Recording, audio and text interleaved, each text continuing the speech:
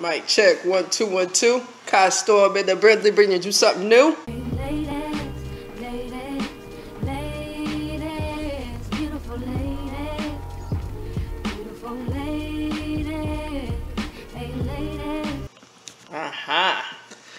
Yeah.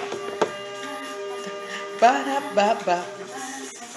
Ow. New theme song for Motherhood, Sex, Marijuana in the building. Ah.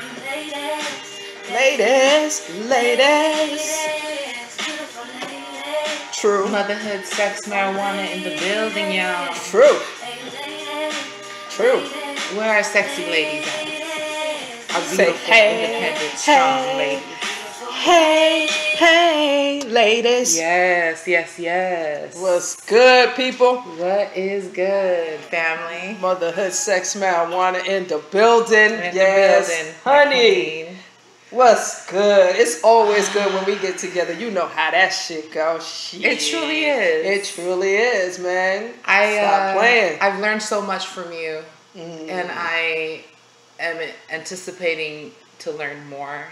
I think that whenever you join forces with somebody with anything that matters, it's a full-on relationship. It's a full-on commitment to making something work. And so I couldn't think of anyone better to embark on this journey with, Queen.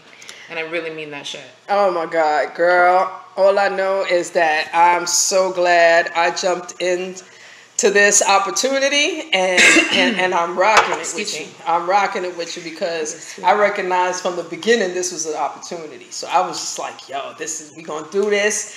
And not only, this journey not only proved who was down from who ain't down, but it also proved how much we believe in ourselves and how much other people believe in us. Because we got other people, we actually got an audience. We actually got motherfuckers checking for us, like literally so humbling, hitting us up like, yes, what you doing is a great thing. Keep up the good work. And we're like, yes. Sometimes I can't believe it. Dust off your shoulder, like Jay-Z. Dust off your shoulder, man. It was really good. That is what's up, Queen. You know I love you so much. Love you too, honey. And we've compiled a list of questions that our viewers have asked us, that we've asked ourselves, that we've asked other people, and mostly through social media. And so we've compiled this list over all of these questions. Some are wild as fuck, and all relating to motherhood, sex, and marijuana. And just for sake of organization, why don't we just do one for one? Cool. Yeah. Cool. So, we definitely got to do that. But before that, do we have any spicy stories or funny stories that we can share with our viewers on what has transpired, what we've been doing during this quarantine? Ooh, spicy. Excuse me. Shit, I ain't got nothing spicy going on, but I will, though. Oh, just this week is gonna be a busy week for me, my friend. Because the king is coming, honey. The king is coming, boy, you know. These keys are bugging me right there. Yeah, it's car keys above our head. Okay, it's all good. But yes, the king is coming, and well, you feel me? And she's not talking about Jesus either. Oh, we're not talking about Jesus. We're not talking about nobody's Messiah. We just talking about the king with the ding-a-lot. The king with the ding-a-lot.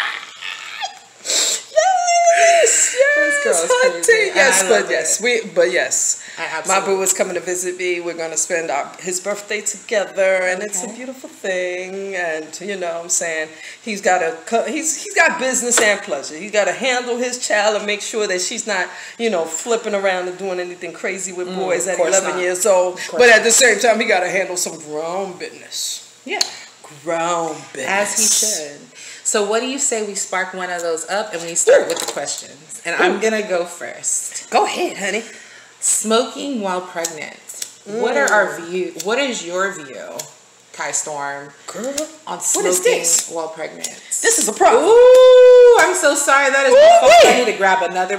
Hold up. Let's talk to all the smokers in the building. How many of us have we had this here tragedy happen? You ready to light an end, and the fire not working, and you mad because the fire not working. And you looking around like, what we gonna do? What we gonna do? What we gonna do? This is when you get creative. You be looking around in your house for matches. You be trying to light it at the stove, but if you got an electric stove, you're gonna have a problem. I mean, if you got an electric stove, that ain't gonna light Nathan. You feel me? Let me see, what other tragedies are associated with this? Oh, have you had no lighter and no matches and no nothing, and you got to leave your house? Call yourself going to the convenience store. Oh my Lord. To call you. All these damn lighters. No, you serious? I'm like, dead ass. Whoa. I wonder if I brought one. I got it. Oh, shit. I'm about to say, emergency, stop tape. Stop the fucking tape. ASAP, no Rocky, we need to stop. No, there it is. Now, back to the question like nothing happened. Nothing happened, right? Nothing happened. Not smoking while pregnant. Were you going to answer that question first, or was I supposed to answer that? That was for you. Oh, yes, that's right, because it's one-on-one. You're right. I'm paying attention.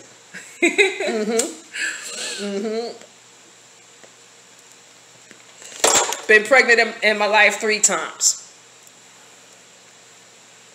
The first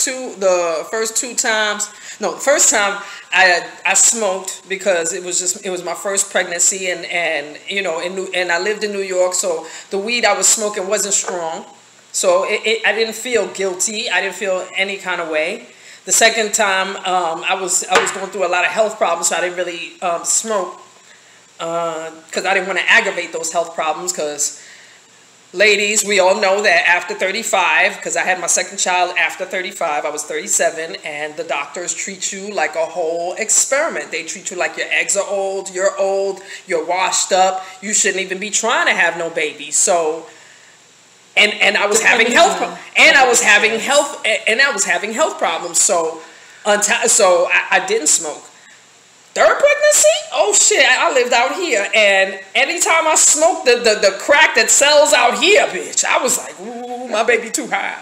Ooh, my baby. I felt a little nervous. It did make me feel a little nervous, but I hear you. The one thing that I loved was that this third pregnancy was scheduled, so I was able to literally schedule my weed smoking right after, you know, having her. It was like I had her on a Thursday, and by Saturday I was home. Saturday afternoon I was in my house like this, looking at her sleep like yeah, we home and I'm high. What's up? You know what I'm saying? You know, I think, but again, that's all up to your personal decision. It shouldn't be something that's judged by society. You damn sure CPS don't need to do Nathan or know Nathan about it, because a weed smoker is not a fucking crackhead. A weed smoker could never be created to be equal to a fucking crackhead. So, or a fucking child abuser. So, you know, because they smoke weed. So, if you want to do it, if you're pregnant, if that's what you want to do, go ahead and do it. Sometimes you might need to do that to knock down the nausea, because I mean, that's actually how I know I'm pregnant, because the nausea just hits me and it knocks me down. It can be unbearable for some. And you lose weight. You're supposed to be gaining weight when you're pregnant. You lose weight. Right. So it causes health problems. It causes the doctors to look at you and talk to you a certain kind of way. And you're right, it could be because of health insurance. I've never had great health insurance in my life, so I've always had government insurance. So yeah, the government doctors will talk to you on some, because your eggs are old, because your eggs are older, because you're not so young. They'll say shit like that to you both to your face, and they have. Because both, like I said, my 11-year-old, I had her at 37. My 5-year-old, I had her at 42. And by the second pregnancy, I had to get used to motherfuckers calling me old. That's so wrong. I had to get used to it. And it is in no way right. I think that the main What's going on here? For you, whoops, let's see, what is going on? Technical issues. We have them. The next one. You know we have them. You know we have them. But yeah.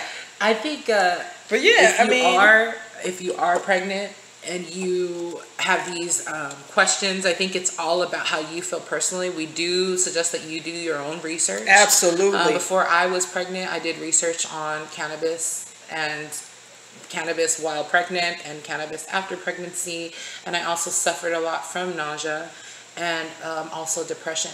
And so I, for my own purposes, did ingest quite a bit of cannabis when I was pregnant. Yeah. And that's a whole nother section.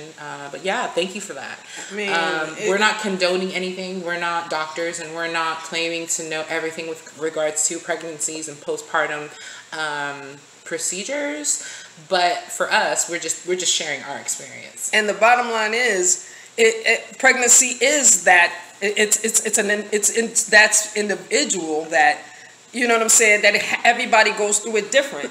Like I've known women that never got sick at all. That they just gained a little weight and you know, ate a little different, and that was all that happened to their pregnancy. Yeah. My pregnancy consists at the beginning always consisted of headaches, nausea, ridiculous, and peeing on myself just for no reason. You know what I mean? And I mean, it had to the point where I would always just take extra clothes everywhere I went, because the fuck, you know what I mean? Our bodies are all different, and weed really helped me. And like I said, if I would, well, I would never get pregnant again, but if I was to get pregnant again, I would want to. Let's get shit. The fuck, but. I would try to. Well, it's hard to find, you know, Reggie out here, because Reggie don't sell out here. But that would be the only weed I would want to tolerate, because I wouldn't want, you know what I'm saying, I wouldn't want the strength to be hitting the baby, but at the same time I would need it to fucking to take a break from the headache and take a break from the puking, especially because my nausea with all 3 pregnancies lasted throughout the pregnancy. It would get easier as I would, you know, as the pregnancy went along, but it never just went away. Yeah. It never just went away. So it's like, it's all up to you as an individual. It is. You know what I mean? You discuss it with, if you want to, you could discuss it with your doctor, because at the end of the day, what the fuck that nigga going to do? Right. And discuss it with your partner too. Discuss it with your partner that's involved. Because your partner is not going to want to watch you fucking suffer. Like, I mean, and also I think that your partner has a say as well on the health of your baby if that is a concern. I know that smoking is a concern, and so that's, again, it's an individual choice based off of your individual needs. We're just sharing what we've done. Second question, please, my queen. Okay, second question. Okay, surprising health benefits you had not considered regarding marijuana. Well, we talked a little bit about our experience with nausea during pregnancy. I got in a car accident when I was really little with my parents. Wow. Therefore, it kind of fucked up my back. Oh. And due to having the lack of resources, I never really got it taken care of. I just kind of tried holistic approaches with it, and then I took the doctor's advice and tried to lose a little bit of weight to help with that strain. But anywho, I learned that THC actually helps to decrease inflammation. Nice. And I think that that's amazing. And it's like, well, I mean, obviously if I'm having inflammation in my back and it's helping to decrease the inflammation, and the CBD that's in the marijuana that I ingest is also helping with alleviation of pain, then those are good enough reasons for me. Also, I have also struggled with depression as well, and herb has helped me to self-analyze, help me to dig deep, and help me to realize why I do certain things. It has also helped me, therefore, forgiving others for doing certain things, because I realize my imperfections, and I really attribute that to digging deep while I'm stoned. You know what I mean? It helps to take you to that elevated thought process. It really does. And I've always been a firm believer and advocate for dosing, proper, responsible dosing with regards to anything, any psychedelics, if it's herb, if it's shrooms or whatever. Just be responsible about it. Indeed. Is all that we ask. Indeed. Indeed. I mean, personally, thank God. Thank God I've only had health problems during pregnancy. Thank God. You feel You're me? very fortunate. You know what I'm saying? But weed for me is part of my creative aspect in me. You know what I'm saying? Not only does it help me plan my regular fucking life, you know what I'm saying, mom life, work life, everything, but it also gives me that, you know what I'm saying, it also gives me that window to look at shit creatively. Like, for one of the main reasons I talk about my first book as being like my first baby, because literally that story was created in my head when I was 12 years old, and it literally just stayed in my head. It was something that I would constantly go back to as, you know, as a way to escape shit. Like if I was pissed off, or I just wanted to just not think about my current situation, I would think about things that I created in my head. And that was one of the main stories that stayed in my fucking head till I wrote the shit down. Yeah. And when I wrote the shit down, it was like, oh, wow. This shit is real. And then to have other people read it and say, yo, that shit is nice. It's like, yo, can you imagine that story lived with me? That shit grew up with me for real. Like dead ass. It was something that I created in my head, and I created it in my head out of loneliness. Really. Really, it was like I was 12 years old. Of course I didn't start smoking until I was like 16, but at 12, it was like I had just, right around that time, my mother had just moved me from Panama to New York. All I knew was Spanish. I didn't have no friends. So when I was outside, I would just stare at people. And the 80s, a lot of shit was happening outside in the 80s in New York. A lot of things. So, you know what I'm saying? I got to observe a lot of shit. And man, that shit bred a story in my head that literally, you know, is a real book now. And that's what's up. And it's like, yo, and even before smoking weed like that, and really weed is what helped me finish the story, because really the story that was in my head was just the first 3 chapters of that book. And it wasn't until I wrote the first 3 chapters down that I was like, okay, now I got to create the ending. Well, how do I want the story to end? And weed gave me a whole path, like literally just set me down, those creative juices. Open the fuck. It was like I was in my own personal movie theater. I tell people all the time. That's what's up. My stories are literally like everything I write, blogs, everything are just stories that literally that my mind allows me. Weed allows me to just go in a room and there's a screen and the shit is playing in front of me, and I'm just like, word, okay. Just take. What else? All right, cool. What else? Okay, good. That's got that. I got that. Yeah, I got all that. You know what I'm saying? Rewind. Let me see that again, though. You know what I mean?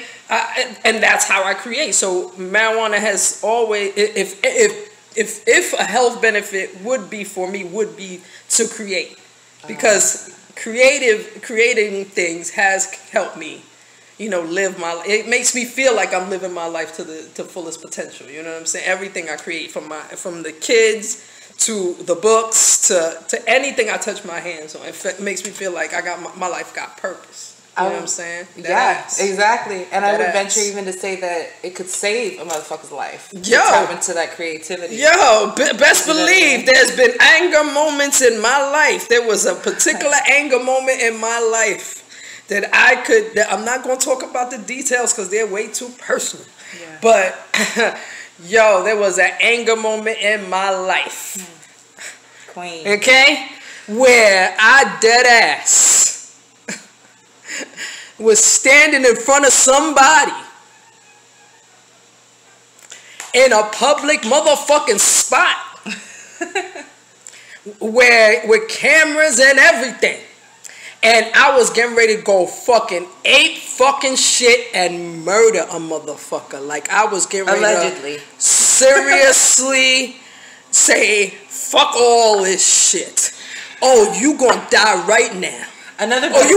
You no. We gonna let me finish. I don't give a fuck if this is snitching or what. Cause I said I was gonna kill a motherfucker. And you know what made that nigga live to today? Knowing you had weed knowing I had a whole half an ounce in the crib, like, yeah, let me go visit my weed.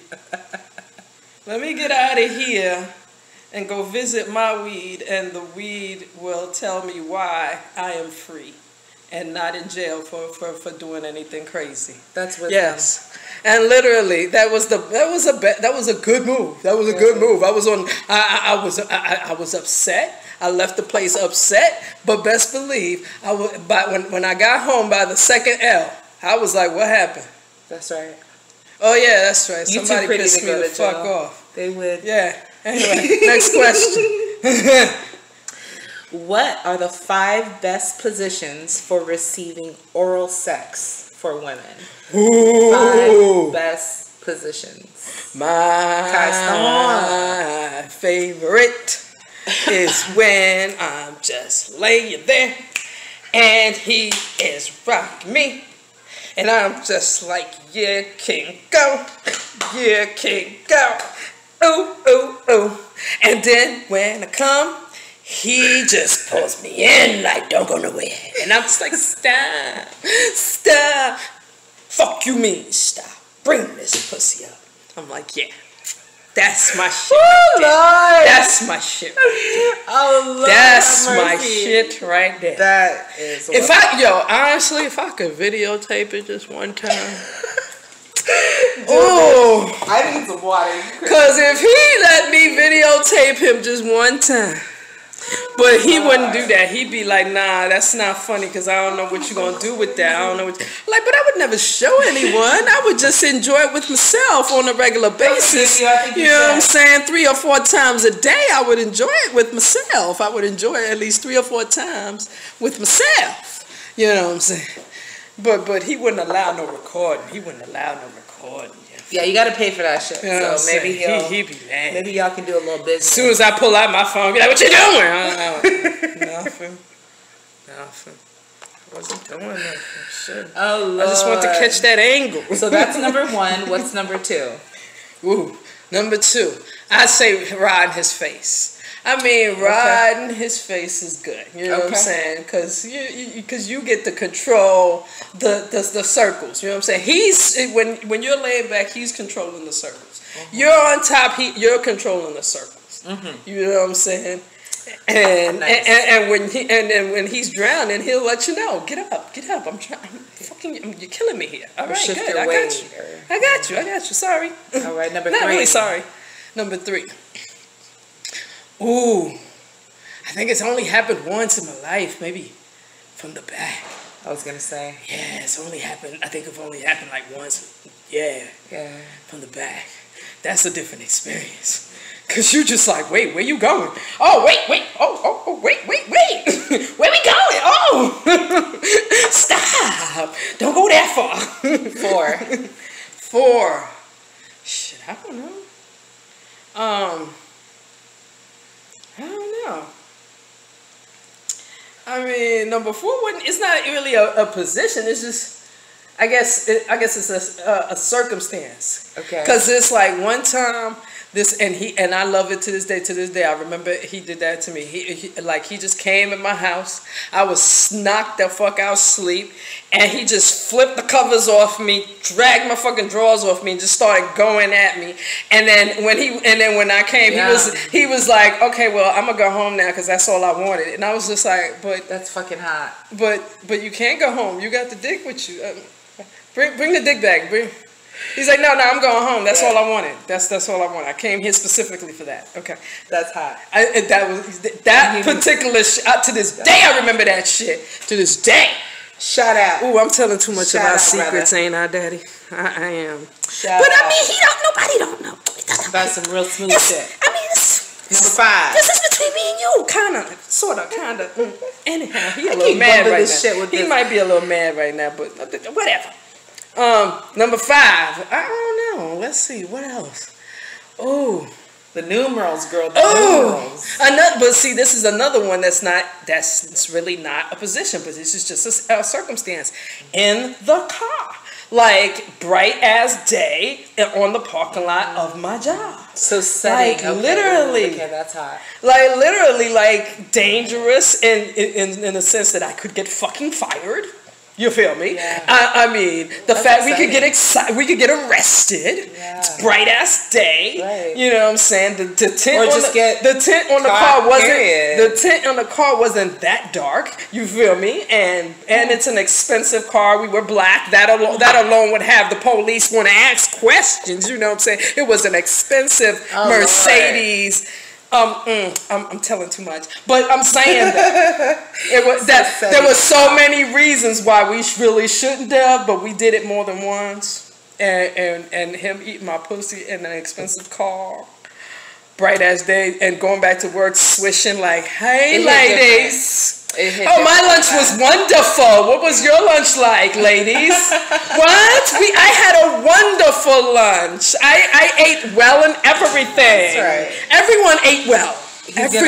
He's gonna let off a huge belch as well, off of those juices, because when you swallow it, eventually. I mean, everyone ate well. Everyone, I agree. ladies, I was fine during my lunch.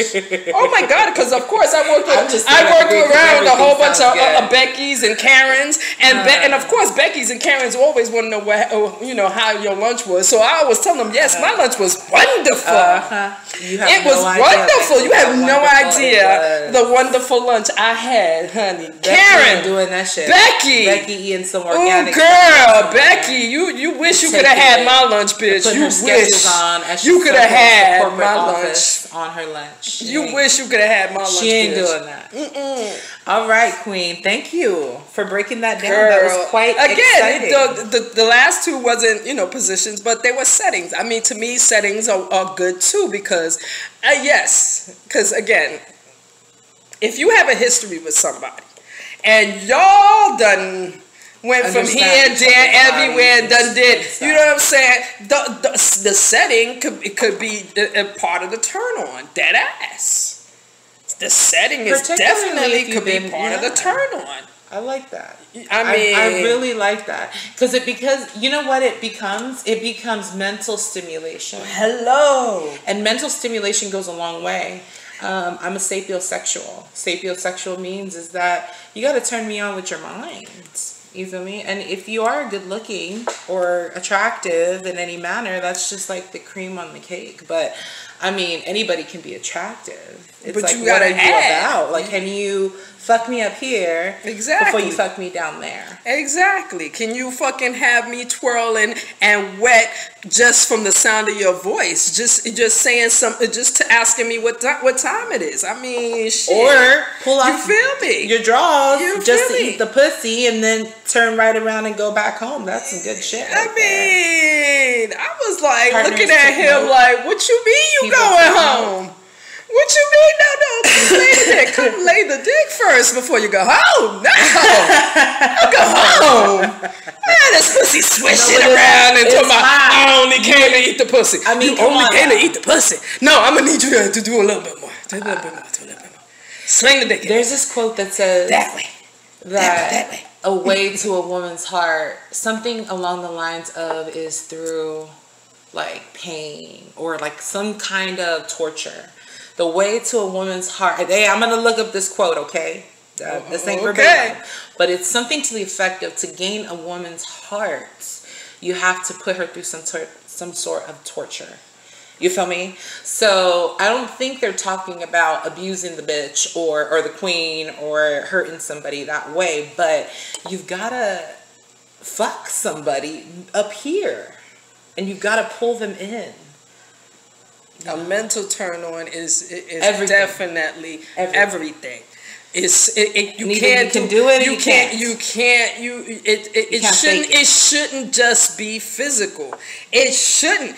And I mean, because to me, if it's just physical, that's truly lust. If it's just physical, it's truly fucking lust. No, it should be mental. Like, you should be able to just tell me something and have me turned on just based on whatever you say. And never mind if you know what I'm saying, if you get to know me a little bit and you start hitting to the spots that you know that I like, and you really trying to dig deep into knowing me in order to figure me out, in order to make sure I'm turned on at every step of the way. Oh, hell yeah. That's a good lover.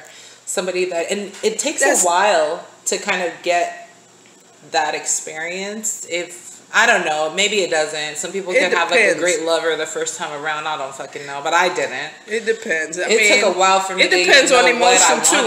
It depends on emotion too. It depends on where you at mentally. It depends on, you know what I'm saying, what you want, what you did, what you wanted when you walked into it. Right. You know what I'm saying? If if you wanted just a fuck, maybe that's what you get. You know what I mean? But you know what I'm saying? But it all depends on the mental stability or what the thoughts of both parties going in.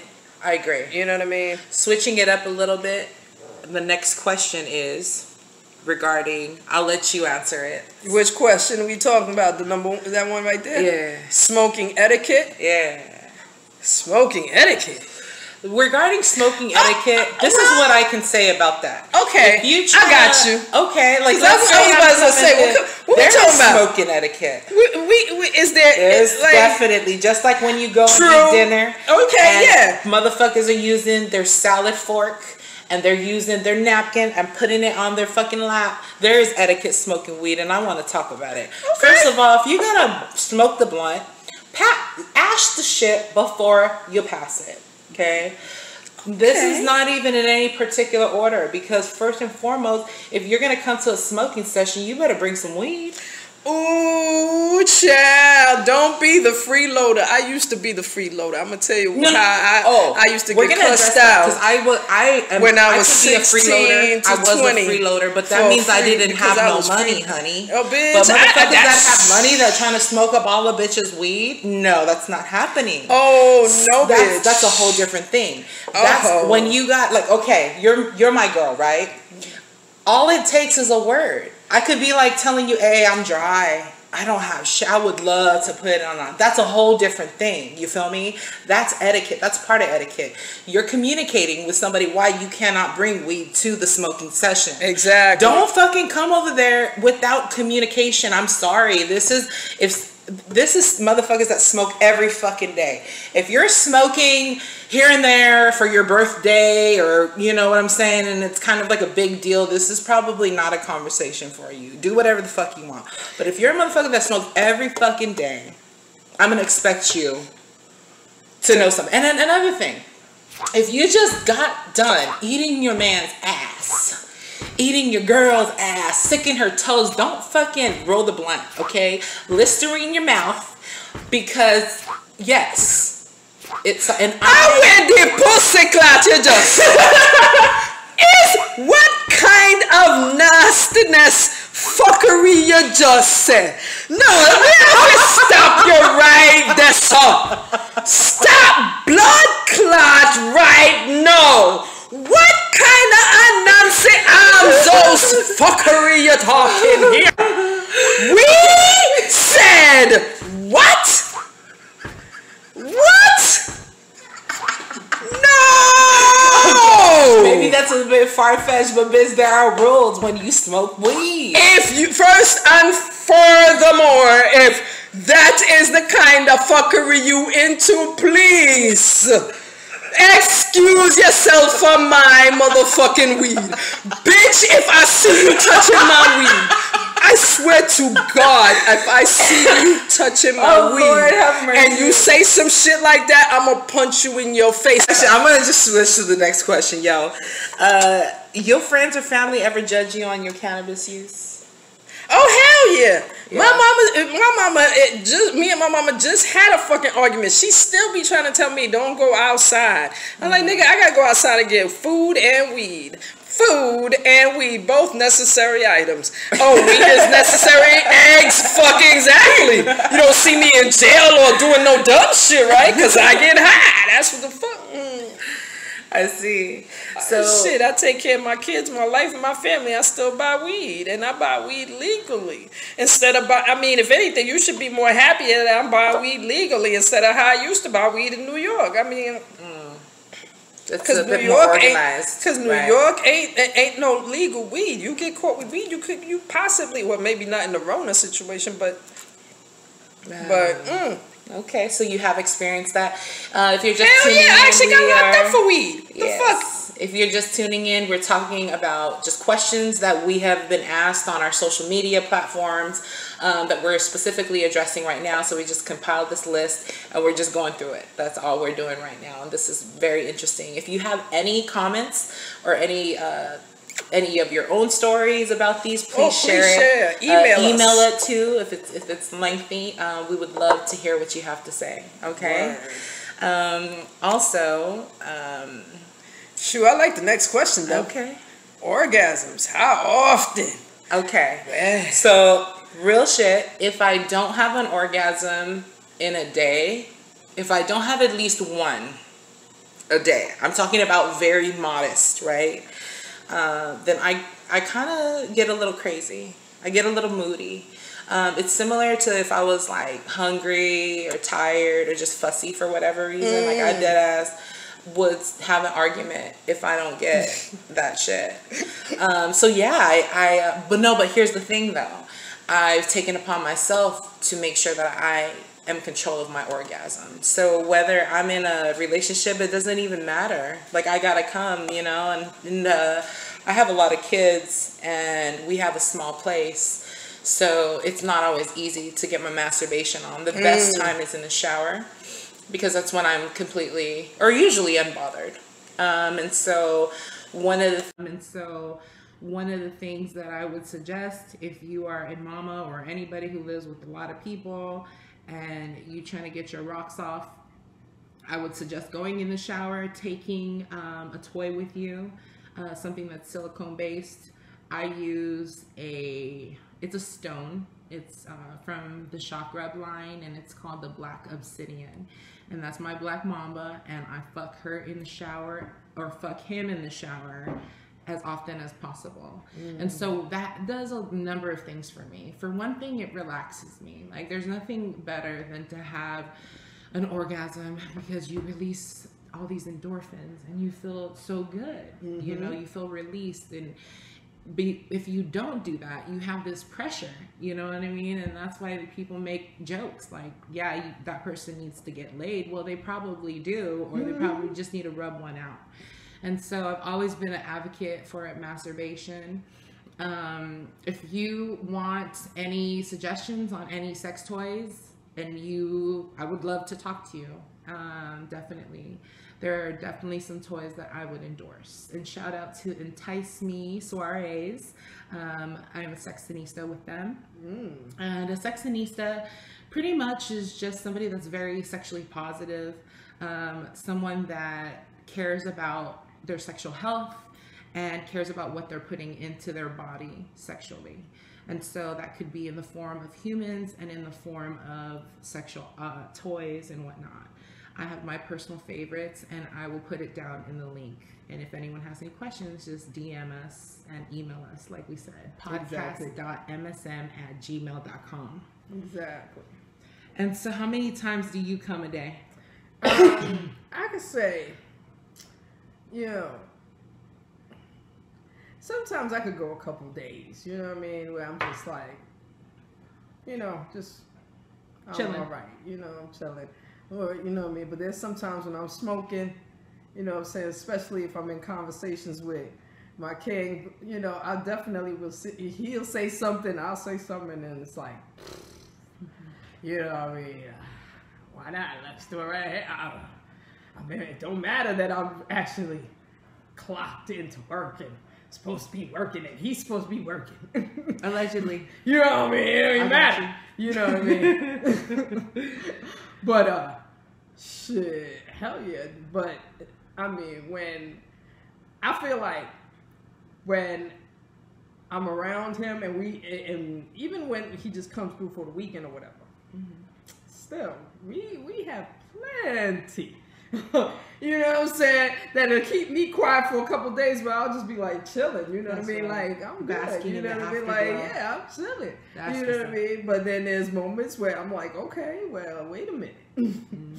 You know, and shit, and yeah, I only have 3 kids, so I mean, I have the opportunity. That's still a lot, Queen. That's a lot. Yeah, when I'm, at nighttime when I'm going to bed, or, you know what I'm saying, in the shower, whatever. You know what I'm saying? But I get my opportunities, shoot. That's right. I definitely get my opportunities. I definitely do. This is a great question for you. How has motherhood turned you into a badass, Kai Storm? Oh man, I've always been a fucking sarcastic asshole from a teenager. I've always been a sarcastic, foul-mouthed asshole. Nah. Like, yeah, definitely. So becoming a mom literally just put an extra battery in my back. Like, okay, yeah, I actually got females that I gotta protect. I gotta, you know what I'm saying? For a long time it was just me and my first one, because Africa's 22 years old. You know what I mean? I had a goddess when Africa was like about 12. You know what I mean? It's 11, 12. So, for a long time it was just me and Africa. You know what I'm saying? So, yeah, like, you know what I'm saying? You touch that, you got a problem. You Definitely. Shit. Oh, hell no. I remember, because in New York, like, perfect example. Halloween. In New York, Halloween runs like this. All the stores, all the neighborhood stores, they just basically just have like like maybe 3 big bags of candy at the front of the store, and all the kids just walk through the neighborhood, just trick or treat at the stores. You know what I'm saying? Nobody's going to nobody's house. You know what I mean? It's neighborhood stores that you go to every fucking day, so the candy out that store ain't gonna have nothing funny in it. No drugs, no needles, nothing. It's gonna be found in that candy. It's gonna be safe ass candy because it's a store that you visit every fucking day. Right. You know what I mean? And that's how Halloween go. You know what I mean? And at nighttime, yeah, they do the parade at, in Greenwich Village. That's a whole different show. That's another thing. I hope that parade was on this year, because best believe that's a good time to be in New York. Yeah. What? Halloween, Greenwich Village parade? Yo, that shit, niggas get naked. That's the 2 times to be naked in New York. I've never been in New York, but I'm gonna go. It's motherfucking the gay parade in June, which is canceled this year, and Halloween parade in October. And I'm pretty sure by October there's gotta be a parade. Shit's gonna be cracking. And that shit is cracking every year. I'm telling you, that's a hot ass parade to be at. But Nice. Again, in the daytime, you know what I'm saying, or depending if Halloween hit on a school day, afternoon, the kids is just roaming the neighborhood, just, you know what I'm saying, going to stores, collecting candy, trick or treat. They're getting safe candy. When me and Africa was doing that shit, I would be the parent of course the parents would dress up. I'd be the parent that'd be just walking in regular clothes. They asked me, yo, what you dressed as? Her bodyguard? That's right. The fuck? Touch her. you might be on the floor or something. I don't know how it's gonna happen, but if you touch her, something that's who I am. I'm the bodyguard. That's right. The fuck? I took that, and I literally took that on from, and that's how I look at it. The foulest way to say it is I'm protecting my pussy, their pussy, and I'm making sure, Yes. And even though Africa's 22, she know how. One thing I taught her is how to run her pussy. You know what I'm saying? That's right. She's 22. She ain't have no kids. I ain't give birth to her till I was 25, and I wasn't living in my mama house. Right. So, the fuck? So I know when she finds, so literally, and all she do with her money is party and bullshit. So literally, I feel like I gave Africa some lessons that based on me just being that bodyguard. You know what I'm saying? That's right. I was always the bodyguard. And that's how it's always gonna be. I'm gonna be the bodyguard. You know this woman runs Straight her up and down. house Straight up and down. real well, and so I admire that. I think for me too, like, my family knows this, but I've always been very soft and really passive. As a child, I was very bashful and shy and unsure of myself.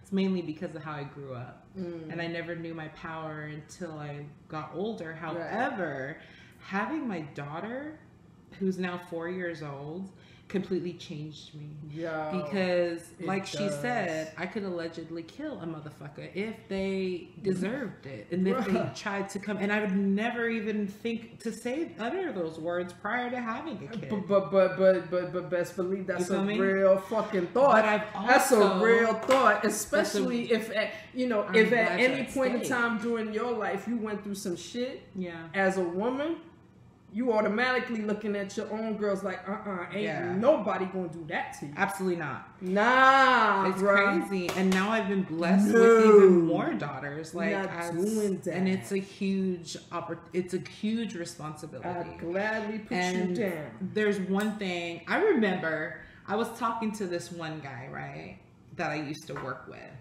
and he really blew my mind because I was flirting with him. Because I was very interested, and he asked me if I had kids, and I'm like, no, you know, like thinking it's, you know, it's a great thing, you know what I mean? Perspective, right? I was much younger at the time, and he was like, well, I only date women that have children, and I'm looking at this guy like, why? Like, that makes no sense. That's stupid as fuck, right? But he said there's something about a mother that you can't find in anyone else. And I just, I never understood that until now. And even as I venture out to date women myself, you know what I mean? I find myself attracted to mamas as well, because it's like, there's just certain things that you just can't explain. And there's just, I don't know. But anyhow. Real mamas. That's what it is. It's not just any kind of mama. It's a real mama. Because, you know what anyone I'm saying? Can birth something. You know what I mean? And, I mean, I can speak for myself. Even though me and my mama been having arguments over this Rona shit, my mama is a real mama. That chick did not play. It's one of the things she birthed into me. That to this day she don't play. We know your ass don't play. She don't play. Like, she was always, I mean, she didn't smoke. She didn't, you know, she drank a little bit, but she didn't smoke. She hung out a little bit, but that chick was always about her business. That chick was about her business. You know what I'm saying? Retired early, got her own house in Panama, does not leave Panama. I mean, if it wasn't for Rona, her whole situation because of Rona in Panama is a different situation, but she don't leave Panama unless to come to America unless it's warm, because Panama is a tropical country. And yo, I gave her big ups for that all day long, because it's like she made her money and she retired and she was like, yo, I'm gone. And I'm gonna go back home and I'm gonna live in my own shit that nobody can take away from me. That's right. And I don't gotta put on another motherfucking coat for the rest of my motherfucking life. Like, cause when I leave this place and go somewhere, I'm going someplace where I'm not gonna have to wear a coat. Like, if I gotta wear a coat, holla at me when they get above 65, bitch. Holla at me. Cause I don't got that kind of weather shit no more. I don't want to deal with that. And yo, Lord knows if I could do that, cause that right there, and like I said, I bring that up to say that she always showed me an example of being a real mama. You know what I'm saying? A real mama, being real about hers, being all about. So the only difference between me and her is the fact that, yeah, we think differently, and you know, and I smoke hella ganja. I smoke hella ganja. You feel me? But other than that, you know what I'm saying? And that's what I want to raise in my children, real women. I want to pass that on to you know what I mean? And I really see what that feeling as far as from the minute you saw your daughter, because that's how it was for me. When I mean, being pregnant the first time, I mean, I knew I was having a baby. I wasn't really connecting with it, like, really, until I saw her. Yeah. And it was like when I saw her, it was like after, you know, going through whatever I went through having her, and then finally looking at her and seeing, I was like, oh shit, this is a whole person that just came out of me, yo. And this is forever mine, and I gotta be responsible for it, and I gotta make sure she live and eat and look good and go to school, and oh shit, like it all hit me one shot. You feel me? It hit me all one shot, and it was just like, oh, real as fuck. Okay, I gotta fix my life. This is whatever the fuck I was doing that's wrong. I gotta fix it. I gotta do this shit right now. Cause you're a real mom. Cause now I am a mother. Now I got a whole for real child. Like it's stupid to say, but it really wasn't real to me until I held her. Oh, that's not stupid at all. It was, you know what I'm saying? It was just like, it's like as soon as I saw her, I was just like, oh shit, responsibility just hit me. Like all the partying, all the fuckery that I was doing. Because I was on fuckery. I mean, that's what 21, 22, 23, 20, that's all so that shit is pure. And I was fuckery. like 30 already. Pure fuckery. Just, you know what I'm saying? Just, I mean, you know, making all the wrong fucking mistakes. And then when I got pregnant with her, it was just like, oh shit, this is, okay. And I just went through the motions of the whole pregnancy. And then the day the night, I should say, fuck a day. I was there all fucking day. The night, and then I'm looking at her, and I'm like, what the fuck is this? Yo, this is real now. Oh nah, I gotta fix my life, yo. I can't do this. And that's exactly what she did. And literally, I can't say I ain't fuck up plenty of times. Plenty of fucking times. Fucked up plenty of times, yo. Fucked up plenty of times. Would you date somebody who doesn't smoke weed? Nah. Okay, why? Nah. That shit is corny. I mean, that shit is so fucking corny. Shit.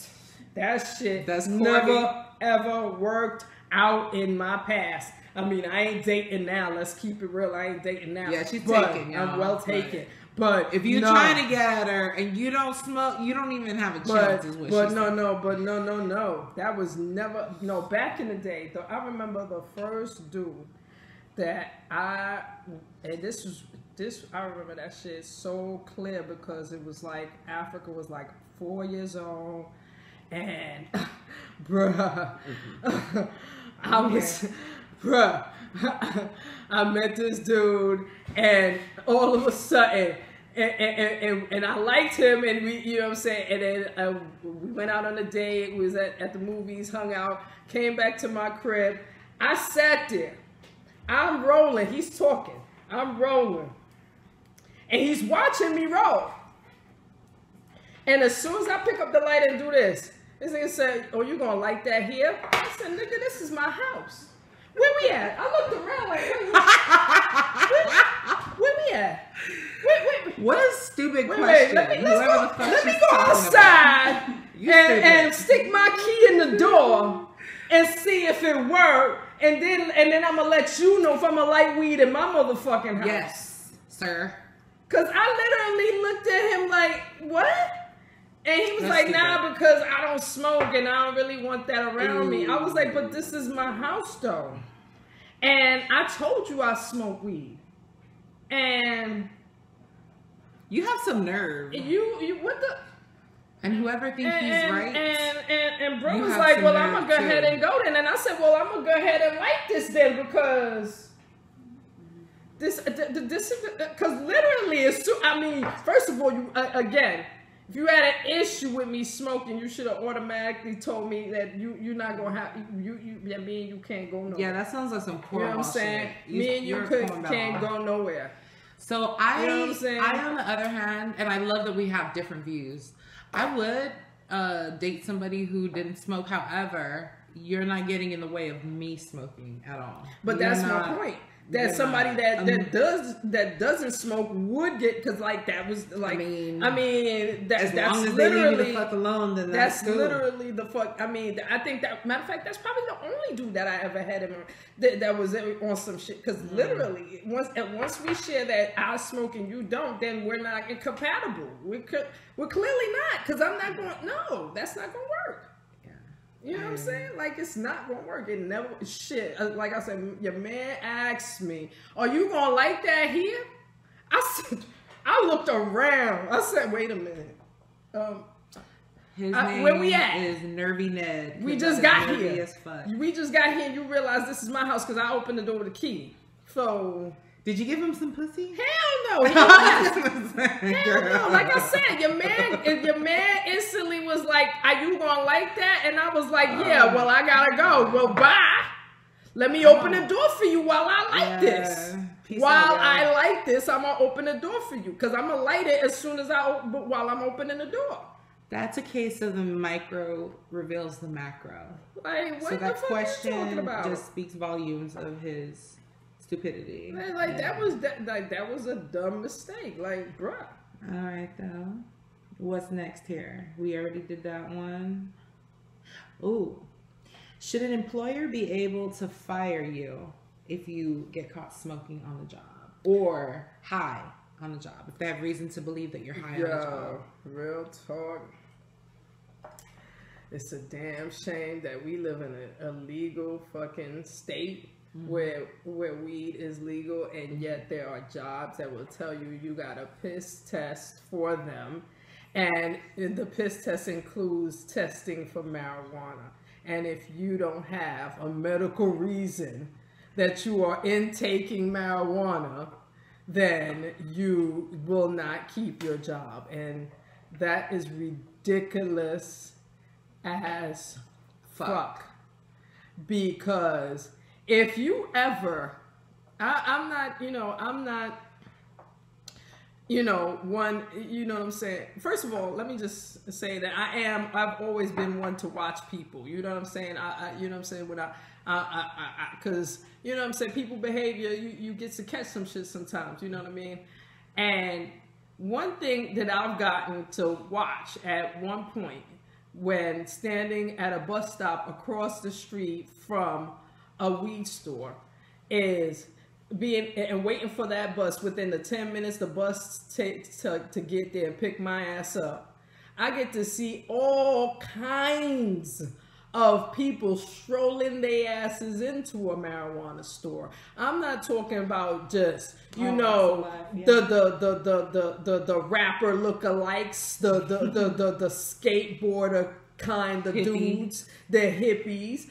I'm talking about grown ass suit wearing, you know what I'm saying, grandmamas and grandpapas, you know what I'm saying, everybody. I'm talking about all kinds of fucking all kinds of motherfucking different kind of fucking people standing and going into the fucking weed store.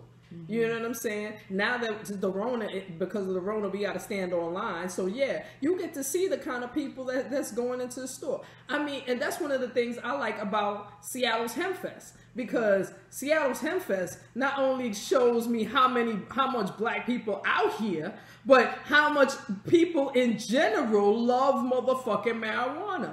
And it's a beautiful fucking thing. It just the different races. That's what I was trying to say. My ass is high.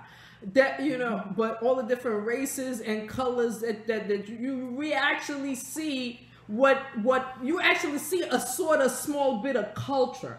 Like somebody that come from a place that's always around culture. To see the Seattle Hempfest is a way to see a bit of Seattle's culture, and weed is big out here. Okay, weed, motherfucking salmon, and fucking rain, and fucking coffee. Those are the four things that fucking describe this organic shit. They get little on town here because it tries to be a city. Let's keep it real. It ain't no city yet. This motherfucker that's from a city, is damn near fucking 9 billion people in motherfucking New York City. The fuck out of here. When these motherfuckers get to the billions is when they could get to the billions, and then you can talk about a big city. You ain't no big city. You a little town. But what I'm saying is, when shit like that lets you see a bit of culture. Right. And weed is a big part of Seattle's culture. And everyone is out there. There are people, kids is out there. Everybody is out there. I love him. And the fact is that for you to call yourself want to test people's, you want to test my piss to make sure I'm capable not be high at work. And furthermore, what you know I can do high? How you know? Thank you. Well, how you know how productive I am when I am high? Exactly. Your blood clot bright, okay? You're bright. Check yourself, okay? Check my skill set before you decide to pass judgment from Most High, okay? No, my skill set can, especially if it's simple shit like answering the motherfucking phone and telling the motherfucker to go on about their business. I'm quite skilled at doing that and being very, very stoned. You feel me? Much less. Yes. Much fucking less. Much less. Let's keep it real. That some of these jobs that you know what I mean. The amount of stress level that these people go through. You know what I mean. And you make it okay to have little drinking parties at work where you know what I'm saying, where there's corporate offices where they have a whole chest of champagne and different liquors and when something is celebratory, you know they pull out the liquors. It's okay to have the Christmas parties and the office parties and everybody get a little tipsy. That's okay. But you mad because I want to light a joint. You mad because I want to light a joint. Yeah. In a place that's legal. Bullshit. Come the fuck on. It's bullshit. If that's not fakery, if that's not fuckery, if that's not the highest level of hypocrisy, then what the fuck is it? She summed it up. That's for damn sure. Come the fuck on. And I agree wholeheartedly. wholeheartedly. The fuck on. So like that's that shit is corny. Like that. If shit you are is just so tuning in, corny. we're running down a list of questions that our followers have asked us, our family, friends. We're running down these questions together. We just addressed right now what we feel about employers firing people due to being under the influence of marijuana. So I totally agree with my girl Kai here, and let us know what you think. Please subscribe to this channel. Please, yes, drop a comment. Let us know what you think about any of the subjects that we've talked about so far. And let's change the pace a little bit. I want to talk more about fucking. Ooh. Let's see. Do you have any fetishes, Kai Storm? Ooh. Oh man. I mean, fetishes. Huh.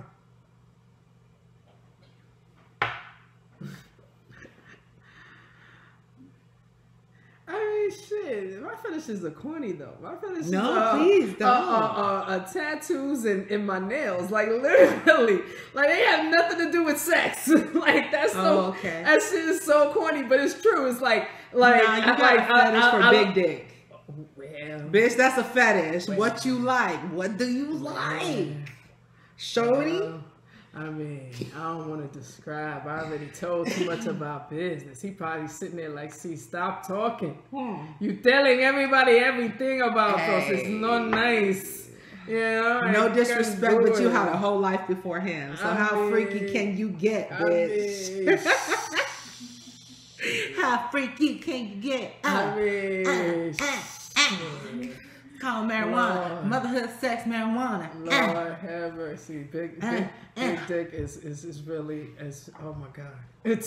That's her I know she likes big dicks. I mean, you can't argue with that. You can't argue. You can't argue. No, you can't. So in terms of so since my girl Kai is very, direct with what she likes and shit like that, we know that. I'm gonna talk about a little bit of what I like. I've discovered that I like a few things. So I hated anal sex up until a few months ago. And now I live for that shit. Oh, I can't. I didn't like it. I faked it like I liked it. But the key is you have to relax. See, and the thing is, you gotta work your way up. For me, dude, some people just don't fuck with it. That's fine. I'm just talking about what I like right now. You know, I'm just like, there's something about an anal orgasm that's unlike anything. You feel me? And so I personally am a G-spot girl. I like to get penetrated, and that's why topics like big penises do intrigue me, because I have a deep ass pussy. I don't know how deep it is, but I feel like it's bigger than 2 inches, which is what generally a vagina is. Measurements. Look it up. If you think I'm calling bullshit, look it up. Look that shit up. But my shit is fucking deep as fuck. So, and also I realized that if I like somebody enough, then they can get it for real. You know what I mean? Every whole type shit. What else am I into? I realize I really like ass, period. I like to eat it. Ooh, I like to lick it. And that's what I'm talking about with the Listerine comment. I'm going to bust myself out. You were over here talking about some poor innocent bystander. But what I meant was, when I know I'm about to roll some blunts, a bitch, me, because I got smoking etiquette, I will Listerine my mouth up. Okay. Because I eat some ass. Okay. So. Okay, another thing, see. I have a fetish for fingering. I like to get finger banged. I don't know what the fuck that means. Like, it's just like, I think it's because I'm so like kinky and shit. It's like something as innocent as like finger banging really like gets me crazy, bitch. You know what I'm saying? That shit is crazy. Like, I can imagine, because I'm sure sex toys, but I don't want to fuck with sex toys all the time. Sometimes I just want to finger myself. But I really like when a dude with long fingers fingers the fuck out of me, but knows where it's at. Like, it's been a long time. I mean, shit. That been a long time. That whole fit. I should have left you. That too. What? Yo, Rakim is the shit. Not for nothing, man. Rakim is the shit in real life, man.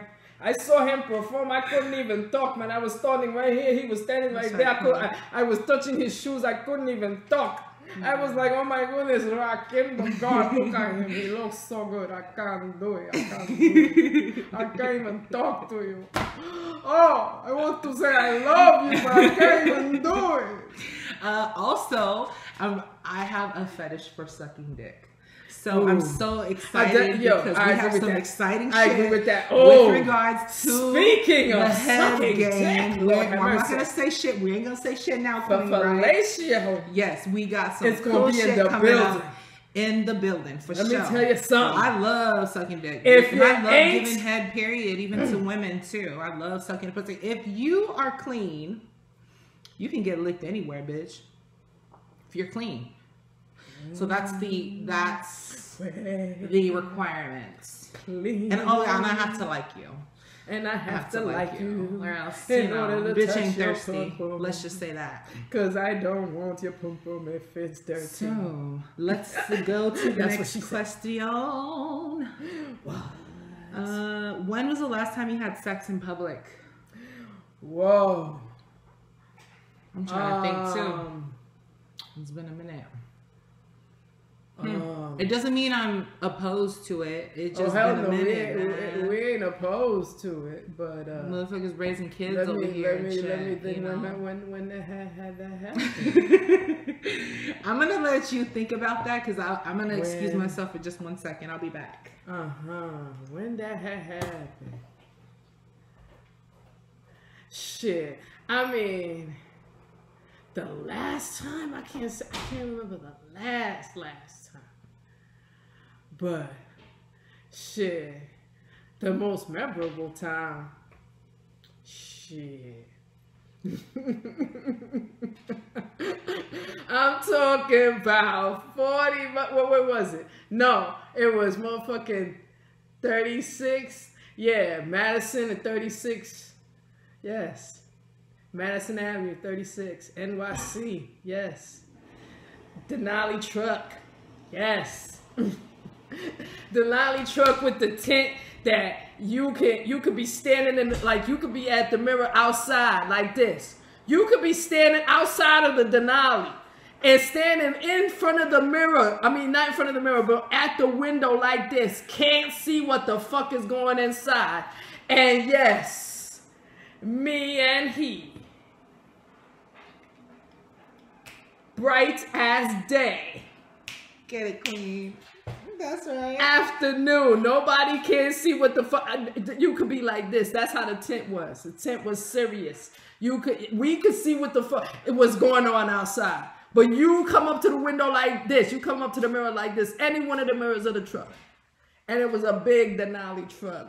Talking about limousines type style. Drinks and everything in that bitch. TVs in that bitch. Motherfucking satellite. This bitch motherfucking satellite on the fucking top of that bitch. No wonder why you simping on that dick. What? Lunchtime fucking. Who? Man. What? Going back to lunch like, yes, I've had a wonder. What? I tell the Beckys, there was plenty of Beckys and plenty of Karens that I had to say, yes, bitch, I had a wonderful lunch. How was yours?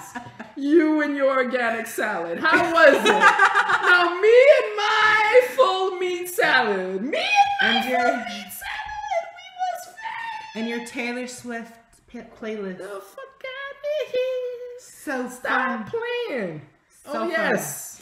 Well, that the last time, that ain't even the only time. Okay, bitch, go ahead. But we gonna stop talking because I'm telling too many people business. I'm just trying to milk her. I'm just trying to get it all out. But yes. Hey, so I'm gonna put my shit out there because I don't, But yes. So it was in California. It wasn't. So if you are from California or you ride the train. There's a train, and I was like living at my sister's house. Risky business. They were living this Cerritos. Cali style. Risky business, Cali style. Okay?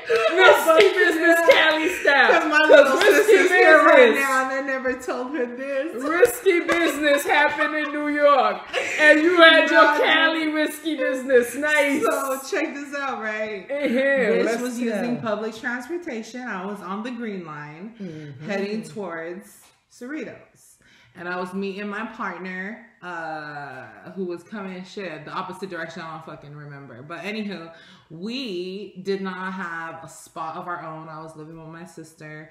He was living with his folks as well. And long story short, we knew we could only spend like a couple of, I think we were able to spend maybe 30 to 35 minutes. You feel me? Because we both had to catch it was getting kind of late, and we didn't want to get stuck. And so we had. Because they stopped running after a while. Yeah. And so. Well, that don't happen in New York City. Let's keep it rich. Yeah. Stop running. Okay. Well, now so because of the Rona, but anyway. Right. That was something to consider, right? So we kind of walked off how you walk off the platform wherever, so you walk off the platform, and then we kind of just like walked away from the train station, and there was like this area with like bushes. And I was like, hey, you want to just fuck right there? And he was like, for real? And I go, yeah, let's just fuck. So we were fucking right there next to the bushes. And kind of like, if you couldn't really tell unless you were like up close, you feel me? Once we pulled our pants up, a fucking cop car pulls right around. And we're just kind of like scrambling as if we're trying to get the train. You feel me? So that's how they weren't fucking with us. But yeah, we fucked right there. And when a bitch needs it, you need it. Whether you're homeless or not, you feel me? And you just have to get it didn't happen on the train. No, not on the train. You stepped off the platform completely. Man, that's different. But we knew the train was coming back again. Oh, okay. But I'd have to make it there at a certain time so I could catch my bus to get at my sister's house where I was staying at. Right, I feel you. We met up there. I feel you. Okay. And so, anywho, guys, I was just thinking about that time because there was like a couple of times where I lived with them. So next question, Queen, do you want to do us the honors? How about the first one right there? Let me see. How would you approach a couple in an open relationship for a threesome? The best way to approach that couple is to approach the female. You better cater to the lady, because if you have any kind of fuckery, underhanded, just fuck girl intentions, it will be found out quickly. So let's come at this grown people style. Let's recognize who is boss in the relationship, and you will not get to the dick unless you go through the pussy. That's if it's a heterosexual situation for sure.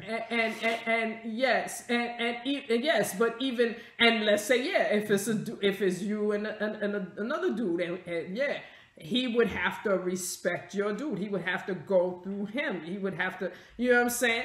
It would have to be person coming into the, you know what I mean? It would equation have to be, exactly, and their intentions would have to be clear from the get-go. Like if you coming in to be underhanded, like it's going to be found out. There's rules to this shit.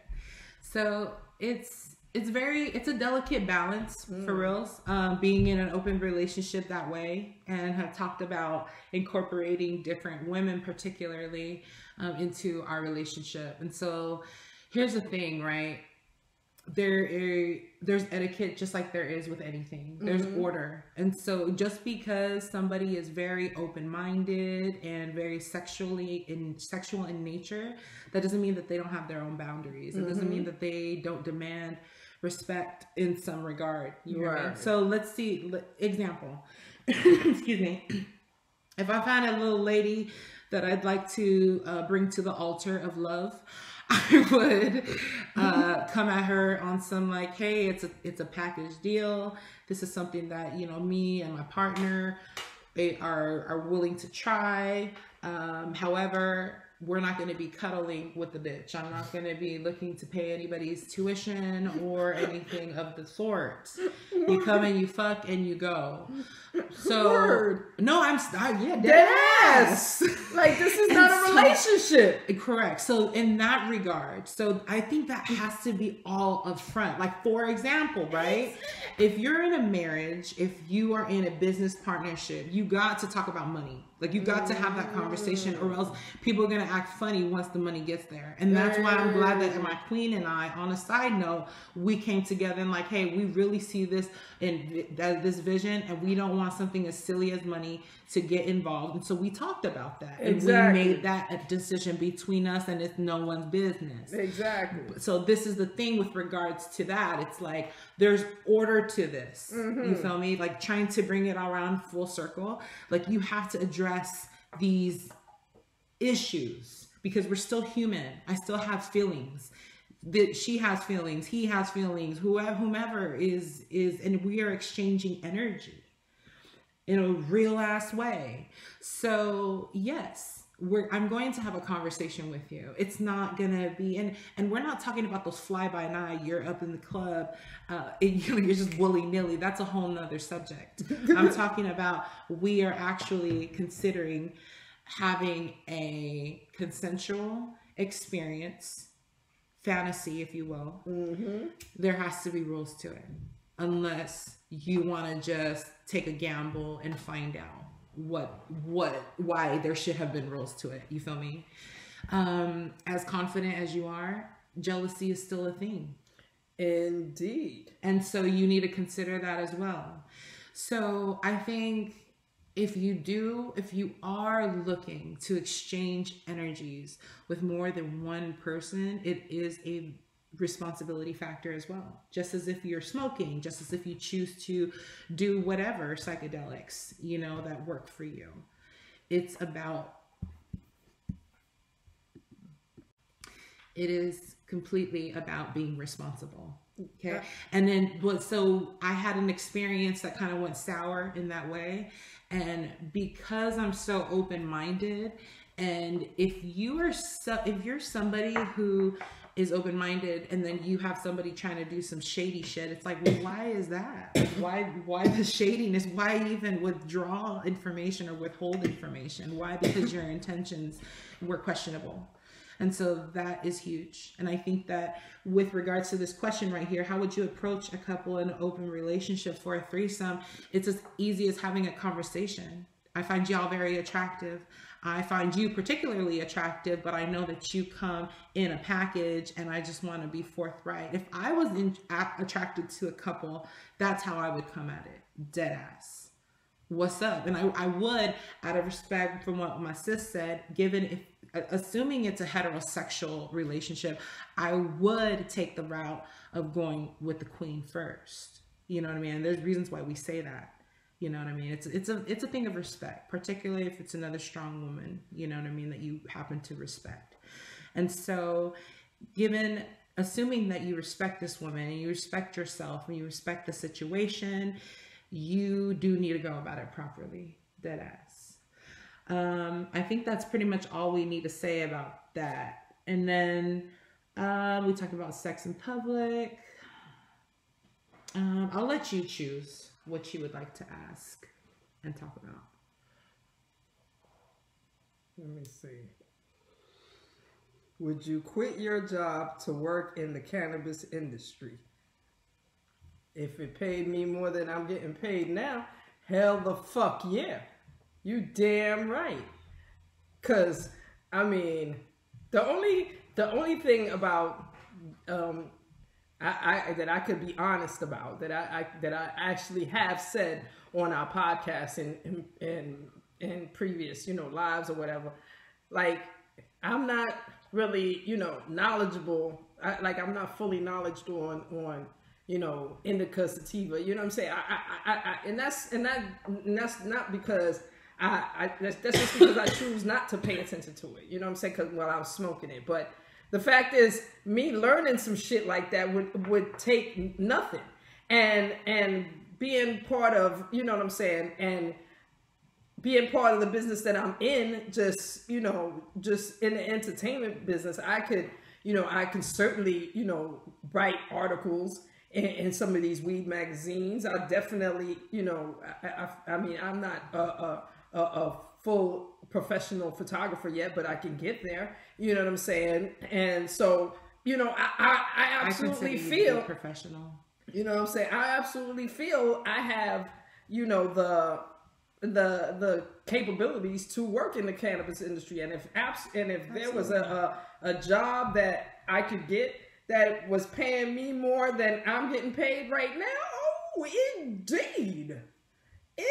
That would be enjoyable. Because that would actually be enjoyable. That would be something that's an industry that I know and enjoy on a regular basis anyway.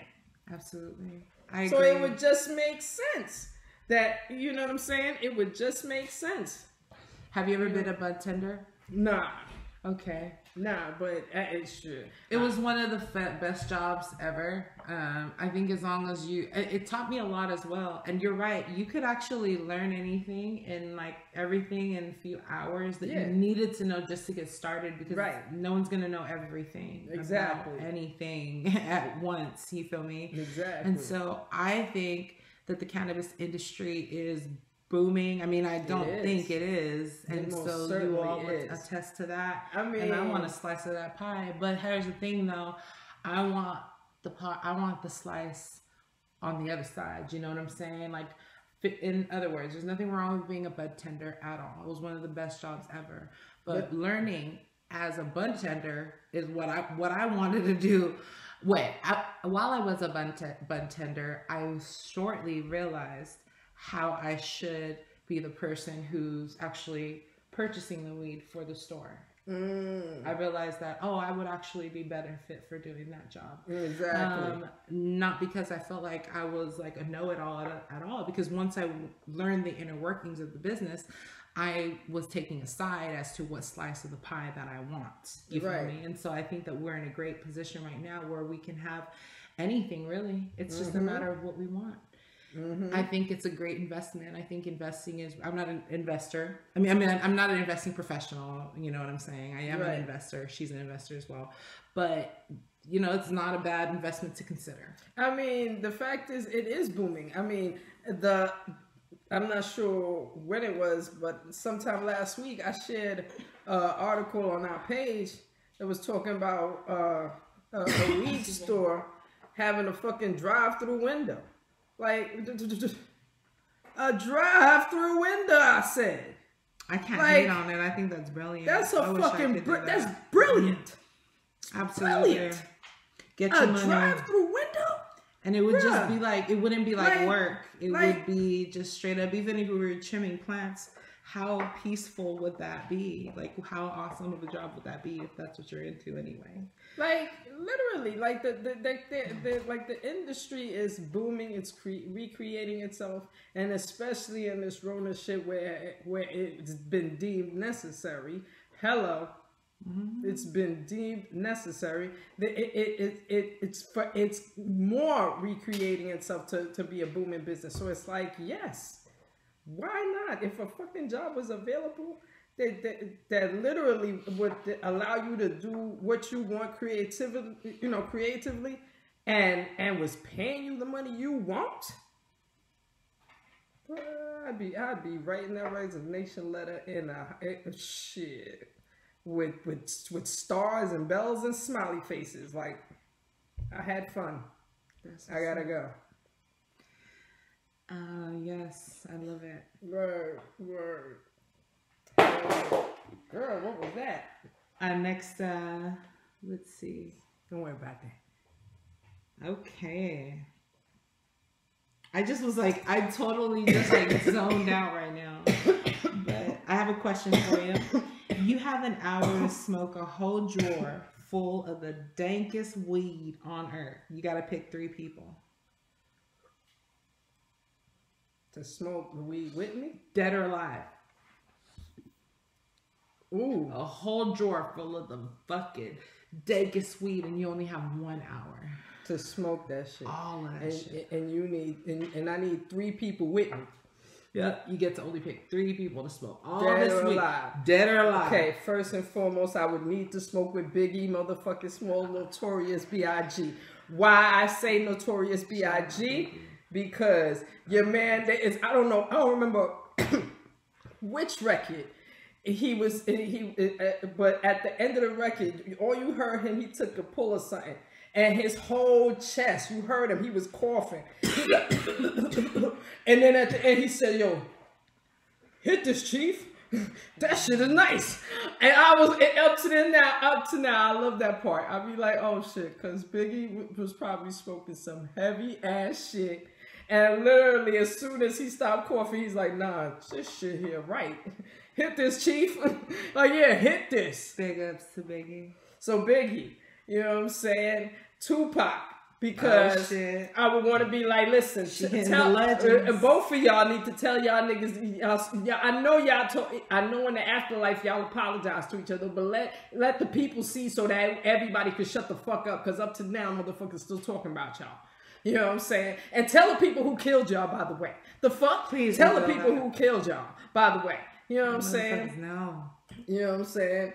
And shoot, the third person would definitely have to be my king, cause shit, I would definitely want to be sitting there with him, smoking with them niggas, and then then the fourth person would have to be motherfucking. No. Oh wait, you only get 3. I forgot the rules. I forgot the rules. So that's the 3. Yeah, we have to be smoking all of them, cause I know that's the first thing I'd be saying to them, like, yo.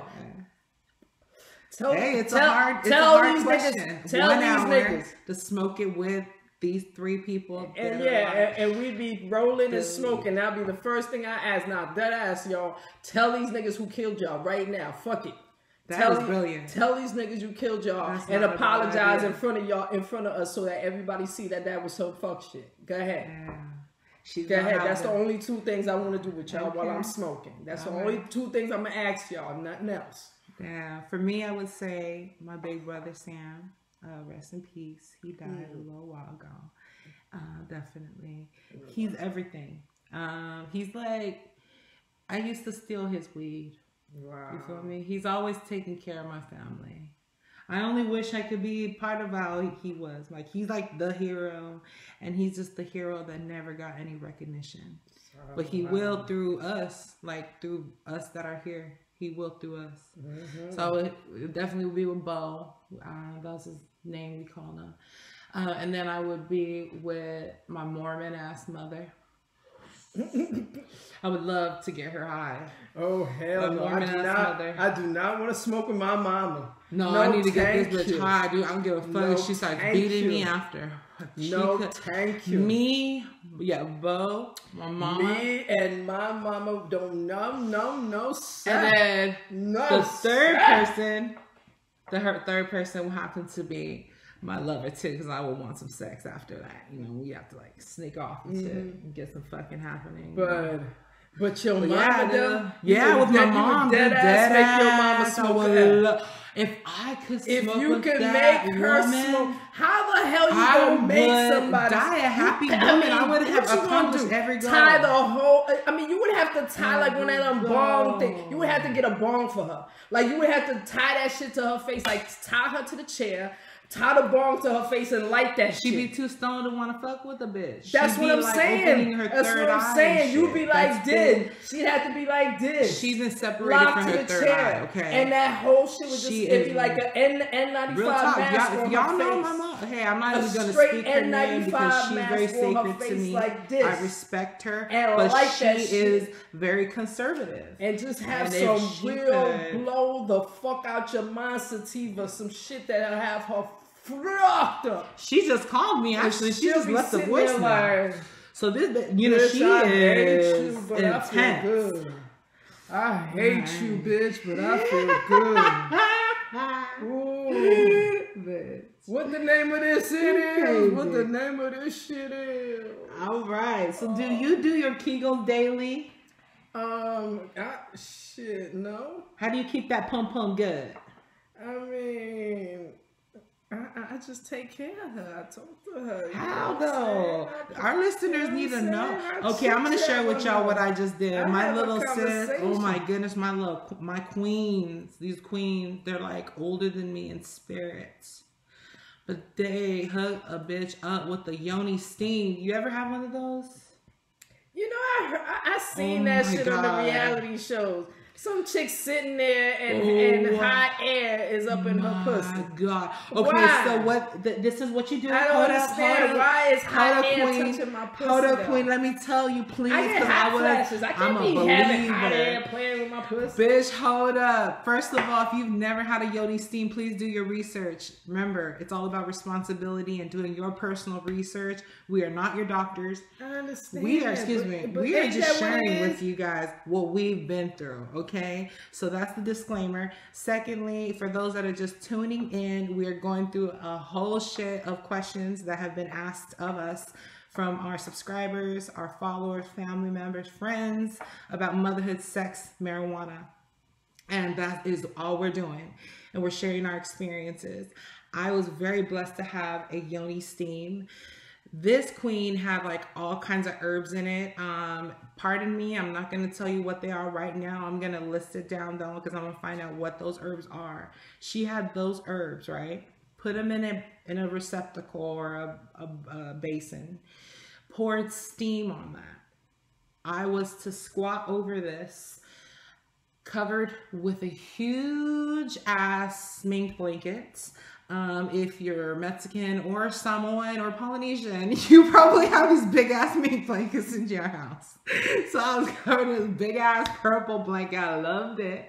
So no air can get through, right? You want to get that steam. You are opening up your pussy, your vagina, your vulva, your yoni, as wide as you possibly can, so that the steam rises rises. Now I'm telling you, you can actually Google. There's people that are actually experts about this.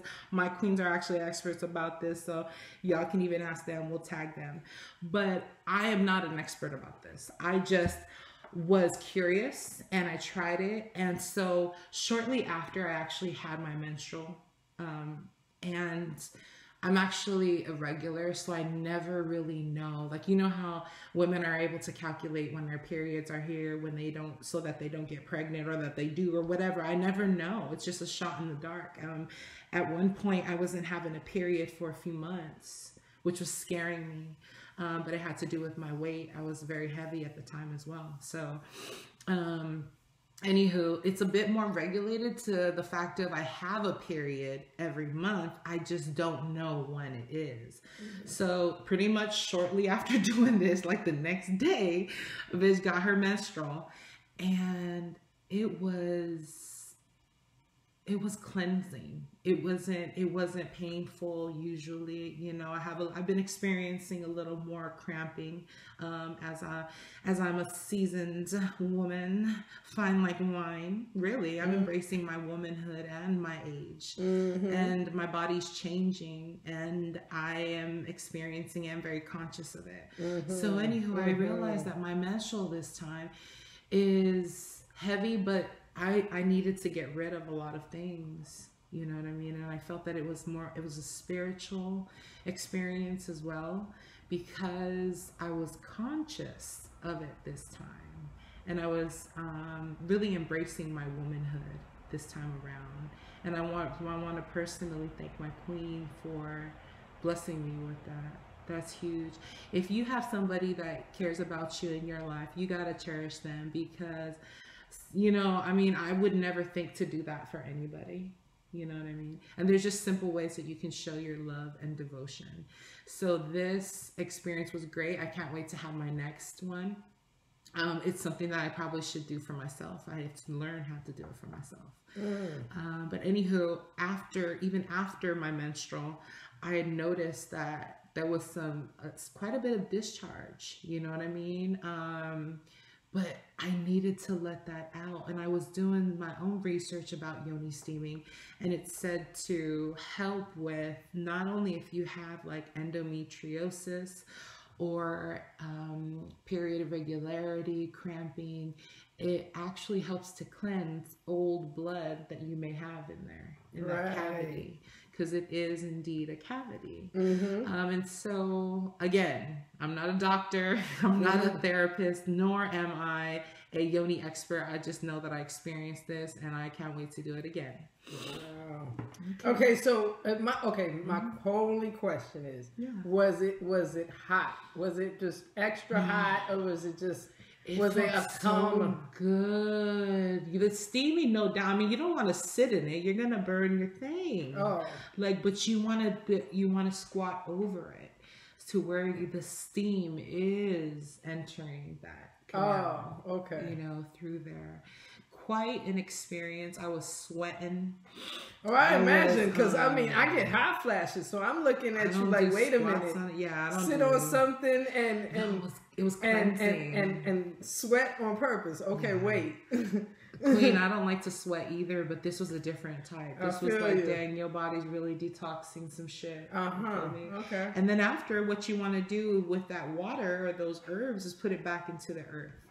And I think that it's just a beautiful process. I think it's beautiful being a woman or being a human. Okay, cool.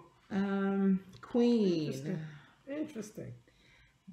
Do you ever expect shit on Mother's Day? I mean, it all depends on the situation. You know what I'm saying?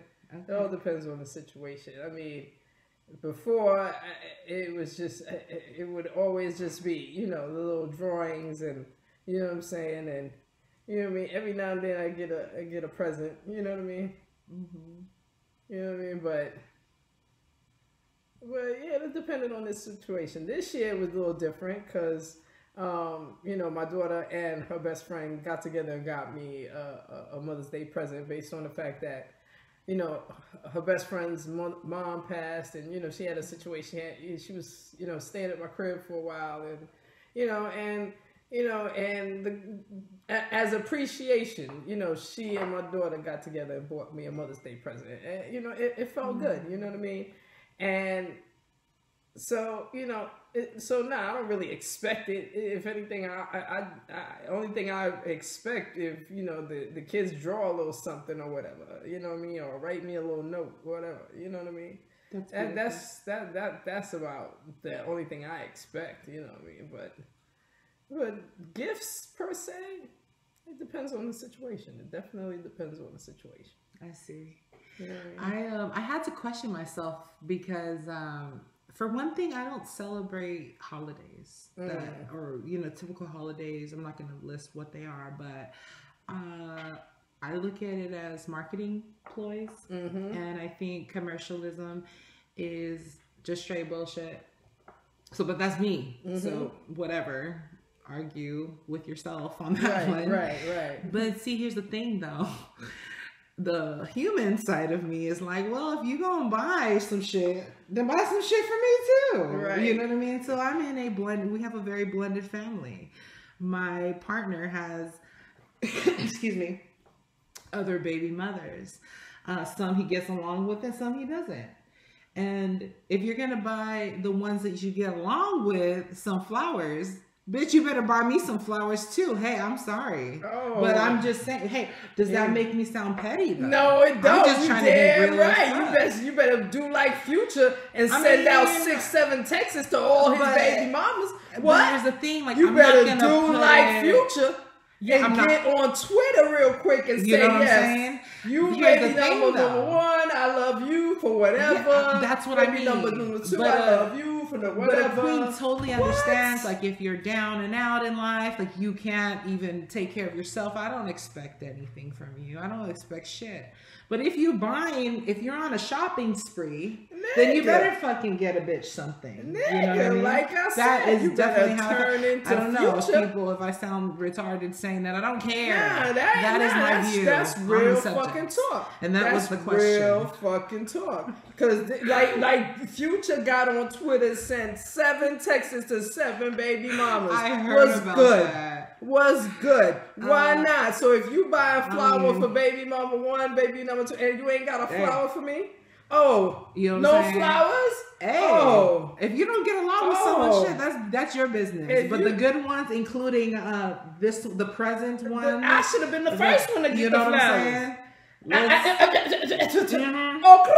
Thank you. I should have been the first one to get the motherfucking flowers. I mean, I don't even give a fuck if I'm the first one, you know but shit, bitch, better get something. My flowers should be more expensive than they flowers. Whether bitch, it's a burger, run it back. Okay? I'll say my flowers should be more expensive than they flowers. You know what I mean? That part. Where is the lie? Hashtag, where is the motherfucking lie? That's definitely how I feel about that. No. Hey, can you still party until 4 a.m. and go to work at 7 a.m.? Hell the fuck no. When did that stop for you? Hell the fuck no. Because I think I can still do that. Nah, bitch. Hell no. I'm talking about when I used to do that. And that was in my motherfucking 20s. Okay. 25, 28. You know what I'm saying? Them age. And because there was a club in New York that used to be popping on Sundays. I forgot. I think it's called the Underground. I might be wrong. But that motherfucker, first of all, that motherfucker was in the movie Belly. If you ever seen the movie Belly, the first scene of that's that club. That club that they shot, that's that club. That club used to be popping on Sunday motherfucking nights, okay? They had a hip hop room, a reggae room, and a fucking soca room. And every room was a smoking room. You feel me? Okay. Every room was a smoking room. Okay. And a chick would roll up there by midnight and stumble out of that motherfucker 4:35, get home, shower, change, and go to work by 7, and be sitting at work working like this, like yes. I am awake. I was partying last night. I am not sleepy. No, I am not. If I will it, it will happen. Yes. I am awake, yes. Man, for me it depends. It depends on what needs to be done, dude. You can't expect too much nowadays if that's the case, but I think I could, depending on what the workload is. Because I used to love going to that spot on a Sunday, because best believe, when I was, especially when I was single, I mean... It also depends on how much money we're talking about. Unisex bathrooms, I mean. Because if it's not that much, not saying that I did anything in anybody's bathroom. What the fuck did I just say? Wait a minute. Slow your roll. That's not what I said. I'm going to edit that out. No, because I ain't do nothing in nobody's unisex bathrooms. What I'm saying, though, is that club was the shit. That club ain't, from what I heard, it ain't open no more. But Lord... Let me tell you, Sunday nights at Underground. I can't wait to go to New York. Shit. Shout out New York. You know I cannot wait. I could do some damage out there. Dead ass. And the celebrities roll through there regularly. First time I saw Little John. Little John had 2 white chicks and a fucking pimp cup. And I'm looking at look at Little John. Oh, shit. With his reverse Oreo ass. I don't know, somebody coming in. Hey, honey. My queen. Shit. Yes, you know what I'm saying? Yes, we are surrounded by queens. We are blessed. Word. So I have another question for you. Yes. Do you cook with cannabis? Nah, I gotta smoke that. You know what I'm saying? Have you tried? Nah, actually, I never did. Okay. But actually, I posted a picture on the IG with a fucking waffle with a fucking weed imprint in the waffle. And come to find out, there's actually a waffle iron. It costs like somewhere between $50 and $70. And I was dead ass thinking about buying that shit, but then I was like, if I make a weed pancake or a weed waffle, I gotta put weed in the pancake or the waffle. And I don't know about that, because I like my weed to be smoked. I don't. And then it takes a lot of and then the children gonna see this, and they not gonna give a fuck that the weed sign, and they gonna be like, what's a waffle, mommy? Can I have some of the waffle? I'll be like, nah, see, I gotta make y'all a safe waffle. This is the grown waffle. I gotta make y'all a safe waffle. See, this waffle here is a grown waffle. Right. This have no idea. This the grown batter. Right. We gotta make safe batter for y'all. Correct. You know what I'm saying? Shout out to Jeff, the 420 chef, who taught me a lot about cannabis and food. I'm not an expert with that at all. I know how to make canna butter. I just don't, like she said, it's like, that's a lot of weed, you know what I mean, for that amount of butter. And it's like, I prefer to smoke it. Yeah, sure. I'm not, wait a minute. I'm not really big on edibles. But it doesn't not mean that I'm not open to trying it. Oh, I'm open to trying it. I just don't really care to ingest it that way on my own personal supply. I'm open to trying it, but I've decided that I gotta be careful based on whoever the cook is, cause the very first time I tried, the second time I tried an edible, it was like a little muffin, and it was so good. It was like Edam's good, and I popped like 6 of them in my mouth, and I was smoking at the same time, and the next morning I didn't hear the alarm clock, cause you know.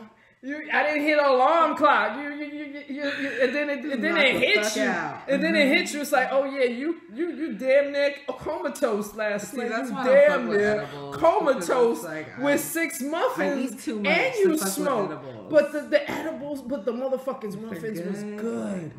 It was good. I forgot it was like bow, bow, bow, bow, and they were small too. So I was like, yeah, we know ourselves that way. So that's and then next thing you know, I'm sitting there like, And next morning, it was like 6:30, and I said, wait a minute, I was supposed to wake up at 4:30. Bitch, what the fuck is this? What time is it? Wait a minute. Oh, shit.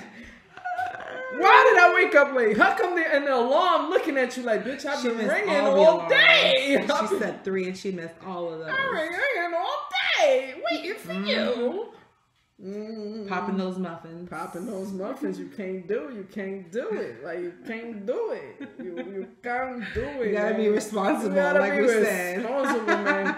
You gotta ask these people, listen, what kind of tomato things you put in the muffin, man? It tastes too good, man. I don't like it.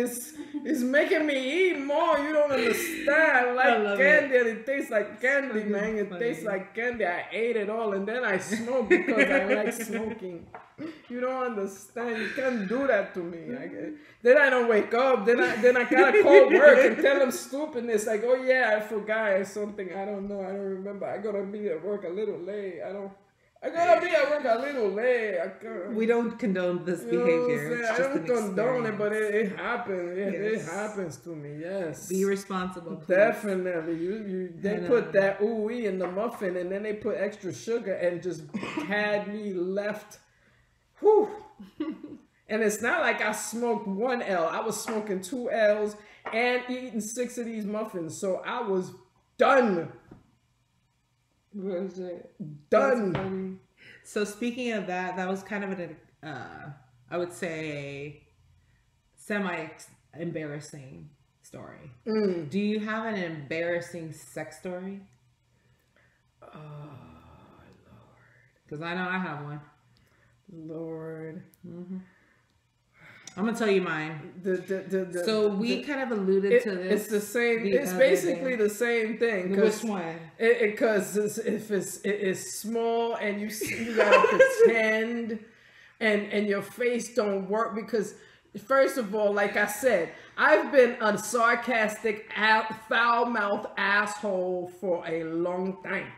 Okay? Long time. So this face right here, I automatically, it's like if I don't feel nothing, it's like, and then you see that and be like, what's wrong? Well, wait. I'm not gonna share that story. Okay, that's not the story. You could just for me. Like, so this is an embarrassing ass story, babe. I was done as soon as you started. We're not body shaming, by the way. We're just talking about having deep It's ass not your pussies, fault, but and you can't really partner. The anatomy has to kind of match up. It's to not get that your leverage. fault, but that's I all can't we're saying. help you. She got a deep ass. She got good deep ass pussy. I'm not gonna pretend. I'm not gonna sit there and say, I'm gonna look at you like. Okay, that's a whack ass story with her experience. It's whack. I feel her pain, definitely. Dude, but this is another whack story. A whack, very embarrassing story. And if he was so mad, I was in Long Beach and I was working at this spot and I had met somebody that I was dating and I got off really late at night. So, and I kind of like lived a little way and I kind of lived, it took me like about 45 minutes to walk from my shop to my house, my apartment. Long story short, I was dating this guy and he and I went to the park and we were just talking, smoking actually. And at the time I was working in an adult boutique. So a bitch had on fucking fishnet stockings. Oh, cause I was very eclectic. Before I had kids, I just like didn't give a fuck. I kind of looked like a drag queen and shit. Some people even thought I was because I was very flamboyant. I had wigs. I would wear like a lot of makeup, and I would wear fishnet stockings. And so it's kind of like my get up, fishnet stockings, little shorts and shit. And to show off my legs and shit. And okay. So anywho, me and this dude are like chilling in the park, smoking and stuff. And I'm like, dang, I don't want to take him to my apartment because I lived with my little brother at the time. So I was like, dang, I was like looking at him like, dang, do you got a place or anything? He didn't have a place, okay? So we were in the park for a reason, okay? It's not my finest moment, but this is the most embarrassing that I can think of. So anywho, long story short, we ended up going to the bushes. This was another bush situation where I wanted to fuck in the bush, in this park in Long Beach. We're doing our thing, and there's these like bright ass lights that just come around the corner, and it's like, what the fuck? Because you know what that means, right? When you see bright lights, fucking, flashlights. 5-0 police. Thank you. Jesus Christ. This motherfucker had us in cuffs, He thought, okay, hold on, let me paint the picture first, and I think you're gonna know where it's going. He had us in cuffs, sitting down, questioning us. He went through my shits. I had a card in there because I've been selling sex toys forever, and the name of my company at the time was called Ruby Orgasms. It said Ruby Orgasms on the fucking card. He thought I was a prostitute. He was gonna book me for prostitution.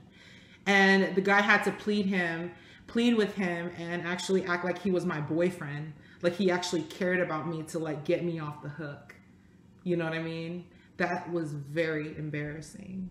And so it's just, I share that with everyone because I'm really an open book that way. And that was a time where I did not love myself. You feel me? This is not to diss prostitution in any way, dude. Right. Get your money, whatever the fuck you do. But I'm not, that wasn't me. And because he had accused me of that, I just felt like, dang, how much do I really value myself if I'm going to let this guy fuck me up in the bushes? You feel me? Because I'm thinking the adventurous side is like, oh, let's do that. But no, a queen does not deserve the bushes. Unless, like, hey, we've already done it, like, in our, we've already established this thing and we're doing it just to bust a quickie real quick. You know what I mean? We've had some established, rapport with each other. Right. That's a totally different situation. But yeah, that taught me something. It taught me something about myself. Because that was the first time you and him was fucking. Because you had just met him. No, we were dating. Oh, okay. But we hadn't fucked. That was the first time we fucked, though. Oh. This was like, we had met maybe like 2 weeks later. Like, it was immediate, but it wasn't like the first day type of thing. We were kind of like talking. I didn't know like where he lived or anything, and I have reason to believe that he was probably transient. Right. Real shit. Yeah. Not my finest hour, but like, hey, I was transient at a moment too. And I no one would have known that. Right. Because you take showers and you go to work and you do your thing.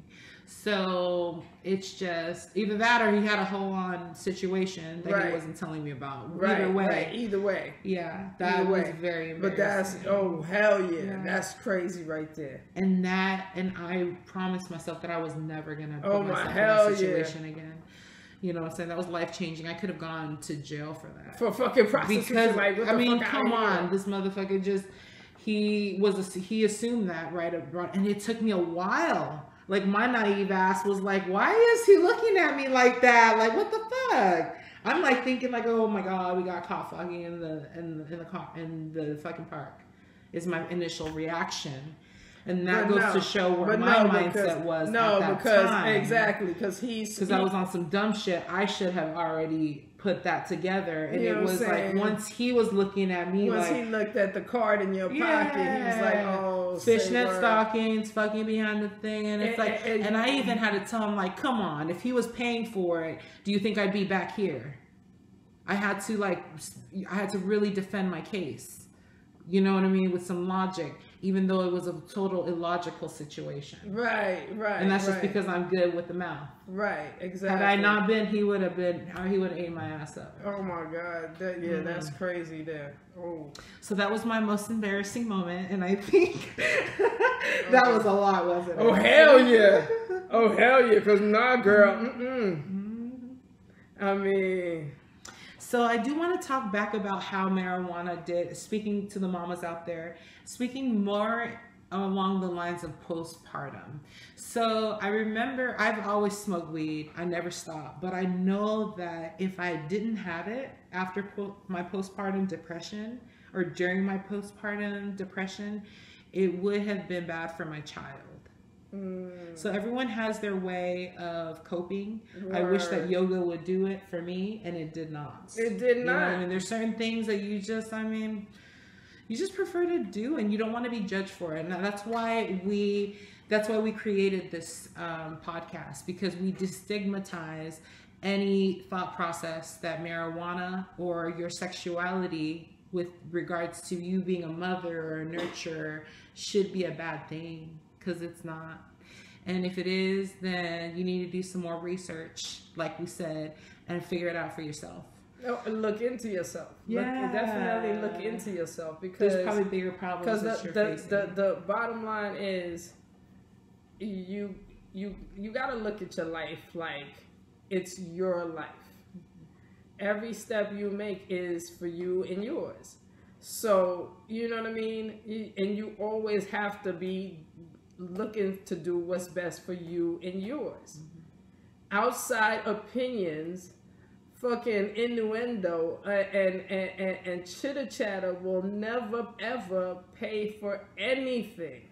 Never ever take care of you. Never ever put you in a higher position. None of that. None of that. So you know what I mean. You gotta look at it like and that's in every space, shape, or form. I mean, whether it comes to how you look at your own body, whether you know what I'm saying, how you feel about anything that's going on in your life. You know what I'm saying? You gotta find a positive way to keep it going. You gotta have a positive thought on a daily basis to keep that going. Absolutely. You know what I mean? Because that's the only way it's going to keep going. You know what I mean? And that's how good things going to circle back to you. You know what I mean? The things that you want circle back to you, but what you work hard for will circle right back to you. You know what I mean? And never, ever, ever worry about outside opinions. If they're positive, yes, you count them and be thankful for them. And the negative ones, you just go, well, thanks for listening. Thanks for being in the building. But your negativity does not control the movement. It does not. It will be positive on a daily basis because no matter what, a small step is a step. Yeah. A small step is a motherfucking step. You know what I mean? And I also stopped apologizing for who I am. Like, I'm really open. Definitely stop doing that shit. Like, no. Embrace you, love you, understand who you are. From the minute you understand who you are and love who you are, never apologize for who you are. Exactly. Never. It is what it is. You gotta love me or leave me alone, like the motherfucking song. Love me or leave me the fuck alone.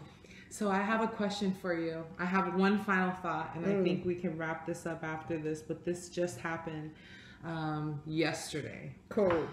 So my daughters have this friend that came over.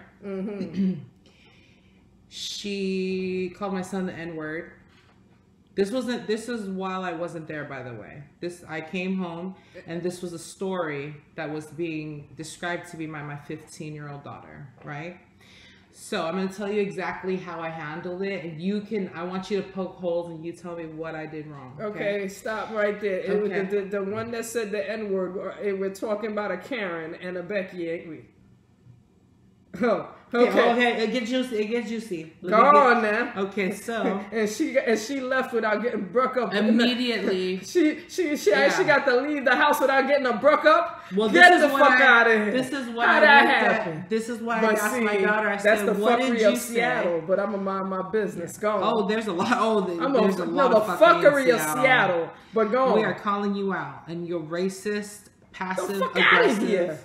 Bullshit. So go on. Long story short, right when she said that, I said, well, what did you say? Her response, I'm going to come back to her response. I immediately said, tell that little shit to come here with her mother right now. They're our neighbor, so it wasn't a far-fetched request. Tell them to come over here right now, right? Because I need to calm myself down. Okay. Then my daughter has the nerve to be like, calm down. What are you? Calm down. I was like, I told her, I said, shut the fuck up. Move. So I'm waiting for this woman to come because you have to address the parents. These kids they're kids, right? But there's a reason why your kid thinks it's okay to call my kid a that, right? So I'm livid, okay? To the point of my daughter's like embarrassed of me. She told her dad that she was embarrassed of how I handled that, right? Because I said, tell that bitch to come right here. Once the mom came over, the daughter, she said, was too upset. So that's fine, don't worry, I don't have to address her. I told the daughter, I told the lady, I said, do you understand that your child called my son that? And she said, well, and I said, shut the fuck up. I said, is this okay with you? Okay, no. She's like, well, she tried to tell me exactly whatever else would happen, as if it even fucking matters. And I looked her dead in the face and I said, you know what? I understand why your daughter thought it was okay to call my son that. And I'm gonna tell you, do you like to be called a cracker? She shriveled up, right? Because they don't like to be exposed. You hear me? They don't like to be uncomfortable, especially if I'm not of they expect certain passive. situation. They expect. She started to call me hostile, and I said, "No, bitch. If I was being hostile, you would be on the floor. I'd be dragging your bitch ass through up and down to this back house Dead in this house. ass. Because I don't even have to tell you, because it doesn't even fucking matter what she continued to say, because she already was okay with that. And my partner had to come down, and he had to come down for me, because he knew he was like, I mean, come on, he's heard it himself. He knows the response. He knows that you can't expect from certain people. He knows that some people never fucking get it. He understands that some people do think that it's okay to call people the N-word, and they don't care what comes with it. And you know what? One of the other motherfucking kids there's a lot of kids that come around. I have a lot of kids, and they have a lot of friends. One of the other girls, and I had to correct her, she said, yeah, it's like calling somebody a bitch. I said, shut up. And that embarrassed my daughter too. I said, shut up. I said, you know what? I'm not black, but my kids are. And these people face a lot of suffering for this word. And don't you dare ever say that it's the same thing as saying bitch. You know what I mean? And this is me being calm, trying to relay our conversation, because I was like heated. I was looking like a fucking, what you would call, what y'all motherfuckers who I'm referring to would call, like, what, a monster, a baboon, a savage, you know what I mean? I was looking like that, right? And then I was very disappointed in my 15-year-old daughter, and I had to talk with her, and I said, you know what, I'm very disgusted with your behavior. You know why? She's like, why? Because you should have told that bitch what's up. You should have checked her. I should have never been involved. You should have checked her and told her to get the fuck out of our house. You should tell her she's never fucking welcome. And she's not. Nor is her bitch ass mother. Don't step foot near my house, you swine. How dare you? So yes, then I told my kids, and I said, you know what? And you know what pisses me off about you, honey, is because I'm fighting for you. I'm not black. I'm Samoan as fuck. I'm proud as fuck for my people. They did the same thing to my people. I'm fighting for you. And for you to be embarrassed of me, I'm embarrassed of you. Go to your room. In Exactly. fact, give me your fucking phone that I'm paying for, because you don't deserve shit. Basically. Is what I said. And I want you to tell me if I'm tripping, because that's exactly what happened. Baby. She's like, I mean, Baby. I was so Let me tell you something. disgusted. I was very disappointed in my daughter. Let me tell you how something. dare you? Let me tell you something. One of the things that I blame that my daughter had to let me know, based on the fact that she went to school in New York City and actually had to spend her last 2 years in high school here. Last 3 years, something like that. Whatever, either way. But either way, she realized that first and foremost, the education out here does not cover Black history the way it should. The education out here does not cover Black history the way it should. It hits on Malcolm X and Martin Luther King, and that's it. But let you pull out some other shit. let you pull out some other shit. And she realized by being in the class and speaking up about other shit, because she was like, yo, B, the fuck out of here. I went to real school that taught me about real shit, about black people doing real shit other than what the fuck y'all motherfuckers talking about. So I dare you to come at me any kind of way. Privilege. Never mind, her name is Africa. So obviously I come with knowledge. I bring knowledge. You know what I'm saying? I came up, even though it was public school, I got way better knowledge than what y'all doing out here. And so please believe you not gonna roll with me. You're not gonna be any kind of Becky around me and saying the N-word. It's not gonna happen. Because you're gonna get the bruck up so fast. No. You're not even you know what I'm saying? And out here, the funny shit is that out here, the main prejudice she got was from Mexicans.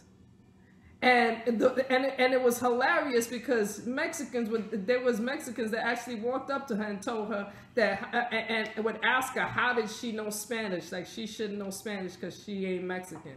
Oh, word. Yeah, what racism. So you're in school learning what? That Spanish belongs to Mexicans, that only Mexicans speak Spanish? Is that what you think? Where have you been all your life? Yeah. What have you learned? You might want to do your What research exactly there is your brain about your contained in heritage. all these years? If you believe that the language that's a Spanish language belongs to you Mexicans. That Mexico is the only country that could possibly speak Spanish. Never mind, it's an actual fucking actual class that they teach in school, in real school. Yeah. It's a language. You can learn it. Know your shit. The fuck is wrong with you? You know what I'm saying? Like, come on. Like no, that on some real shit. And honestly, if she was more, if she was more, be more into her blackness, if she had more education into her blackness, ain't no fucking way she would have had no bitch in her house calling anybody nigga. Exactly. As soon as that chick would have thrown the N-word, you would have got punched in the motherfucking face. You would have got decked the fuck out. You would have got jumped in the crib. It's 5 of my sisters in here, plus my little sister. We all jumping you, bitch. Yeah. We all jumping you. And I dare you to go home and tell your mama that you got jumped because you said the N-word. What's good? Yeah. You got jumped because you said the N-word. Like, don't play with me. Like, it was like and trust and believe. And when anytime Africa had a chick in her face, which, and like I said, it wasn't even a white chick for the most part. It was a Mexican. Like, and it's like, oh, you surprised that I could tell you what you just said about me? You mad? You mad? You mad? No. First of all, you shouldn't even be talking about me. We need to build each other up. Oh, you mad because you talking about me and I caught you. Of culture, particularly, should be beefing with another. Have you you got a cell phone with fucking World Wide Web that could tell you that there are fucking that Spanish is the second spoken language around the fucking world, you dumb bitch. Yeah. Yeah. She obviously around the fucking world. Uninformed. There are fucking Asian people that can speak Spanish.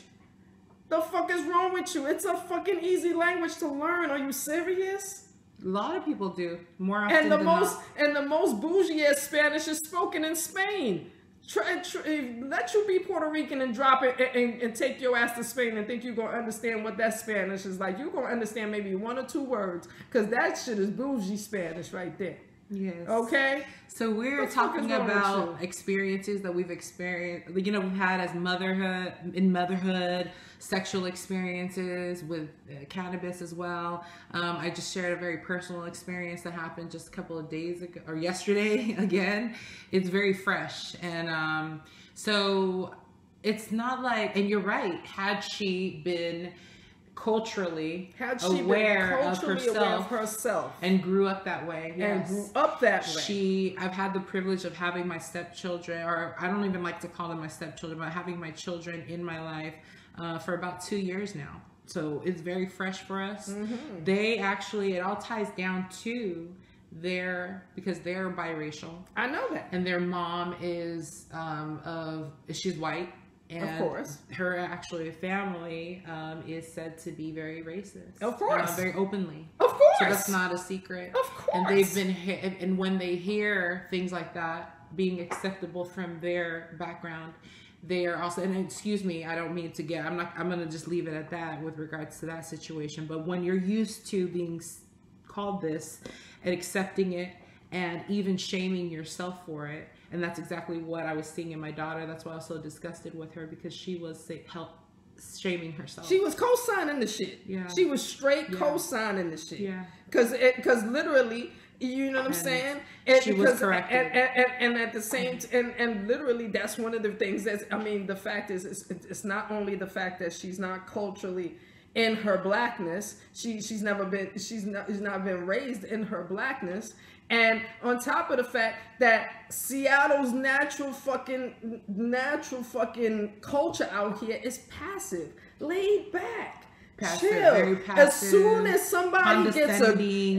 somebody gets aggressive, loud, decides to complain, that makes you a problem.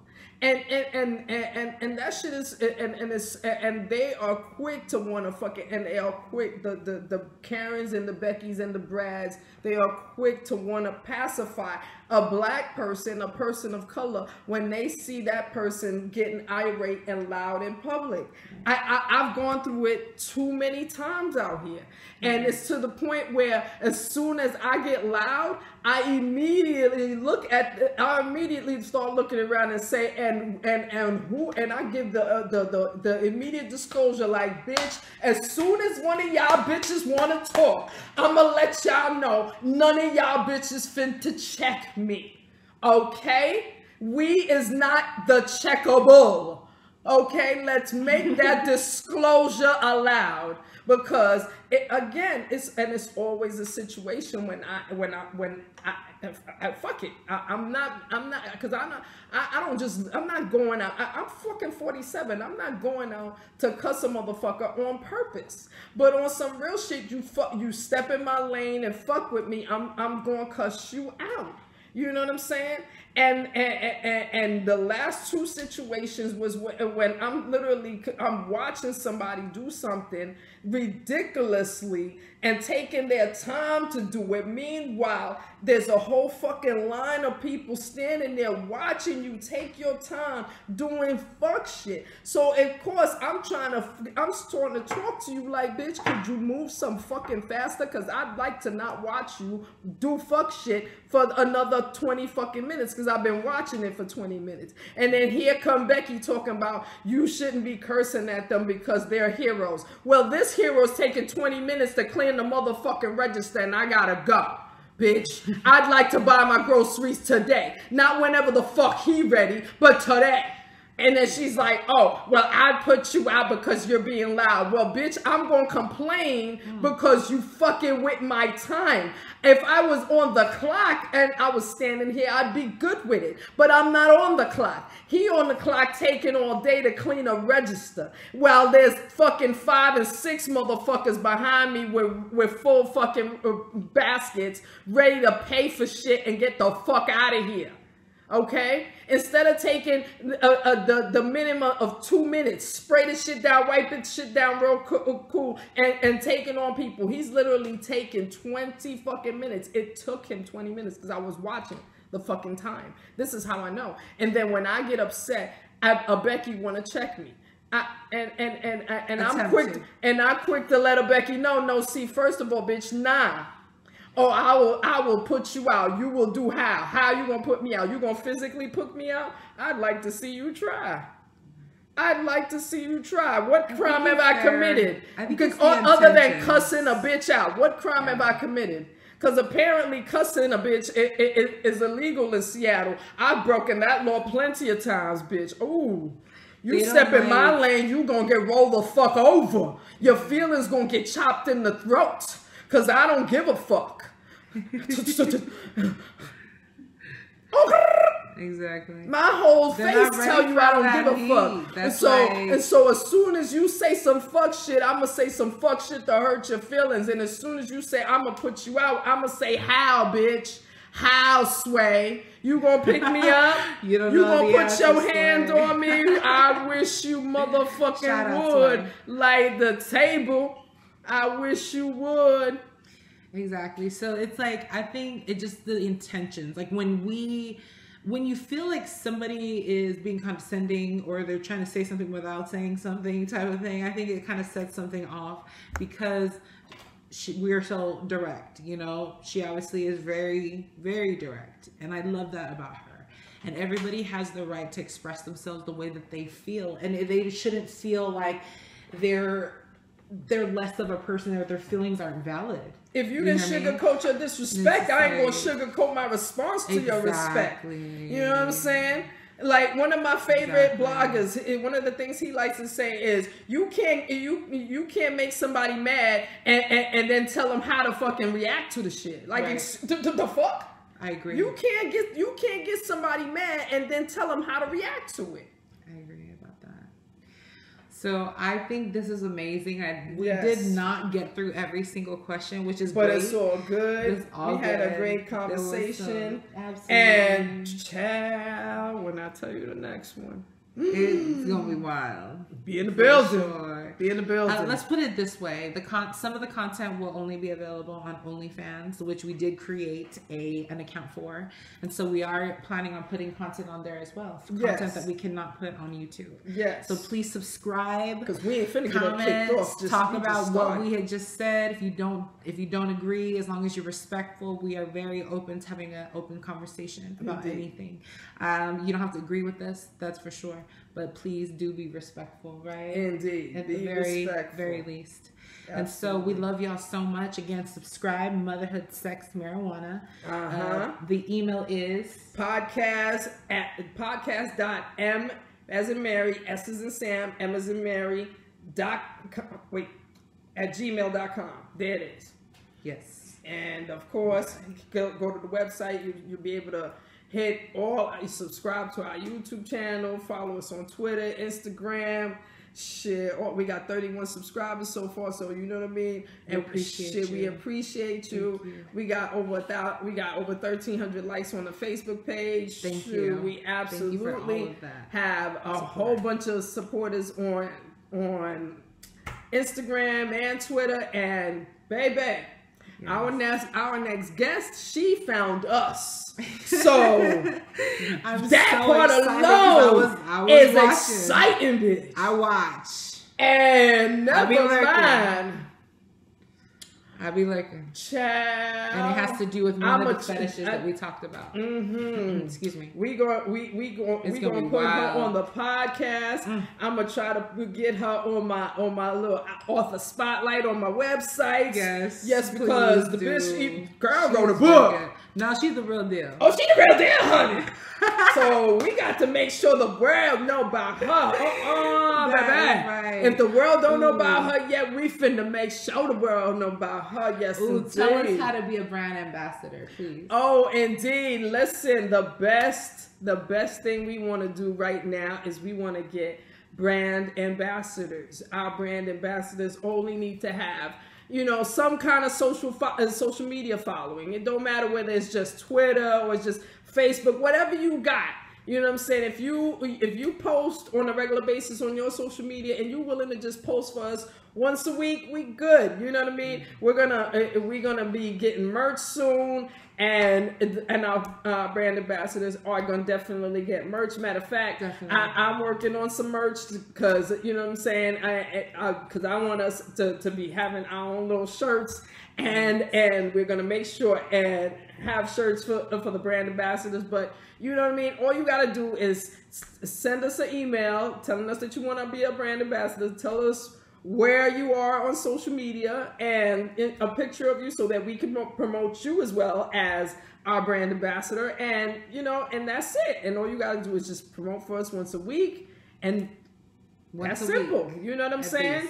That's simple. You know what I mean? And if you ever want to be on the show, shit, brand ambassadors could That can be always be arranged on the as show. well. Why Because if you not? got something to say, Particularly, if you got yes. something to say on the subject, we want to hear from Absolutely. you. We most certainly want to hear from you. Yes. You know what I'm saying? Our current brand ambassador, you know what I mean? We definitely want to give shout outs to Shout her out. because, you know what I mean? She, you know what I mean? I've been keeping up with conversations with her. She's been, you know, she's going through a lot, you know, because of the Rona situation. And, you know what I mean? She's, you know, she's having a lot of situations. So, you know what I mean? We definitely want to send a lot of encouraging words to her and, you know, a lot of hugs and kisses. You know what I mean? We you know what I'm saying? We love you. You know what I mean? We love that, you know, you still keep up with us. You know what I mean? Even though everything that's going on with you, you know what I mean? So, you know what I mean? She's definitely ride or die for us. So, and she's definitely been wanting to come on the show, but at the same time, you know, because of everything going on with her life, she hasn't been able to make it on the show. But brand ambassadors, as soon as we start working that down, and as soon as her life gets situated, she'll be on the show. And you know what I mean, because she has definitely a lot to say on the subject. And you know what I mean, because she's a mom. You know, she has a 6-year-old son, so you know what I mean. And you know, we all gotta give each other encouragement, and especially in this hard time. Definitely. You know, she's going through it. So you know, shout out to you. You know what I mean. We love you.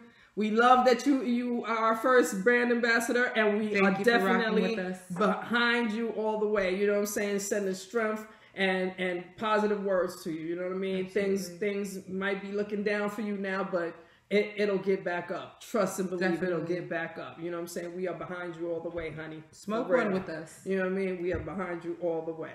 All right. You know what I mean? And you can also hit that Cash App. Oh, how do they get to the Cash App? I think we labeled it MSM Podcast. Yes. Let us know if MSM Podcast. Yes, $ MSM. There you go. Podcast. Exactly. And yes, hit that Cash App, honey, because these kids don't feed themselves. The kids don't feed themselves. The equipment don't keep itself. You know what I mean? To get rid of the you know what I mean? To keep up with everything, yes.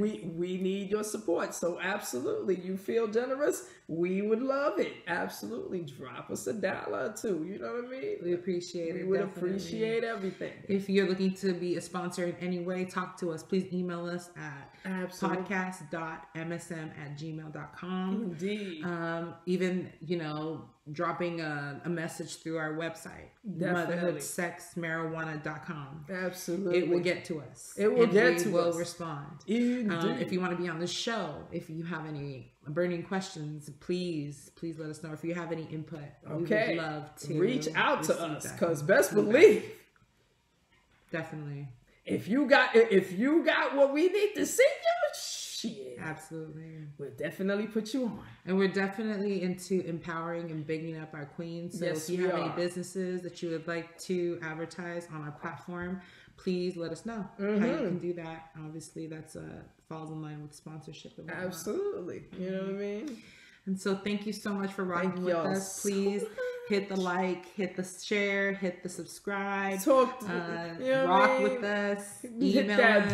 Text us. Yes. How can they text us? Oh shit! Oh yeah, phone 805-669-6983. 805-669-6983. There you go. Us. If you ain't into the email, text us. Let us know what's good. I'm saying though, damn right. Share some freaky stories. We'll share it here. And let us know if you want to be anonymous or if you want us to just put it out there, and we'll continue sharing nasty shit with you too. You know what I'm saying? Because I mean, not for nothing, a lot of my blogs come from nasty stories that people tell me in the inbox. Definitely. So I could write a story about you and make you definitely anonymous. You feel me? She's good too. You feel me?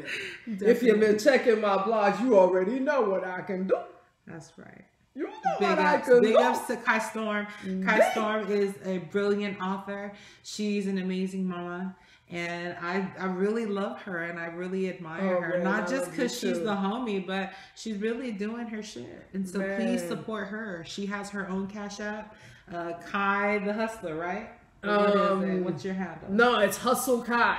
Okay. It's Hustle Kai. It's $ Hustle Kai. Yes. Read her blogs. Read the blogs. Absolutely. You can tip through the blogs. Definitely. You can go to my website and tip my PayPal.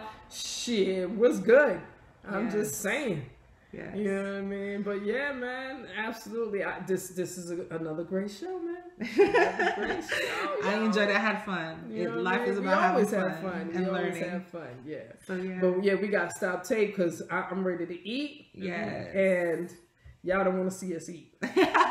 That's another show. You know I'm into that too. You know what I mean? Shout out. Yeah, that's when we gotta get the whole seafood shit. That because I be enough times when I be watching them and they be doing the whole seafood shit. I be like, damn, that look like some good ass crab. I'm into that for sure.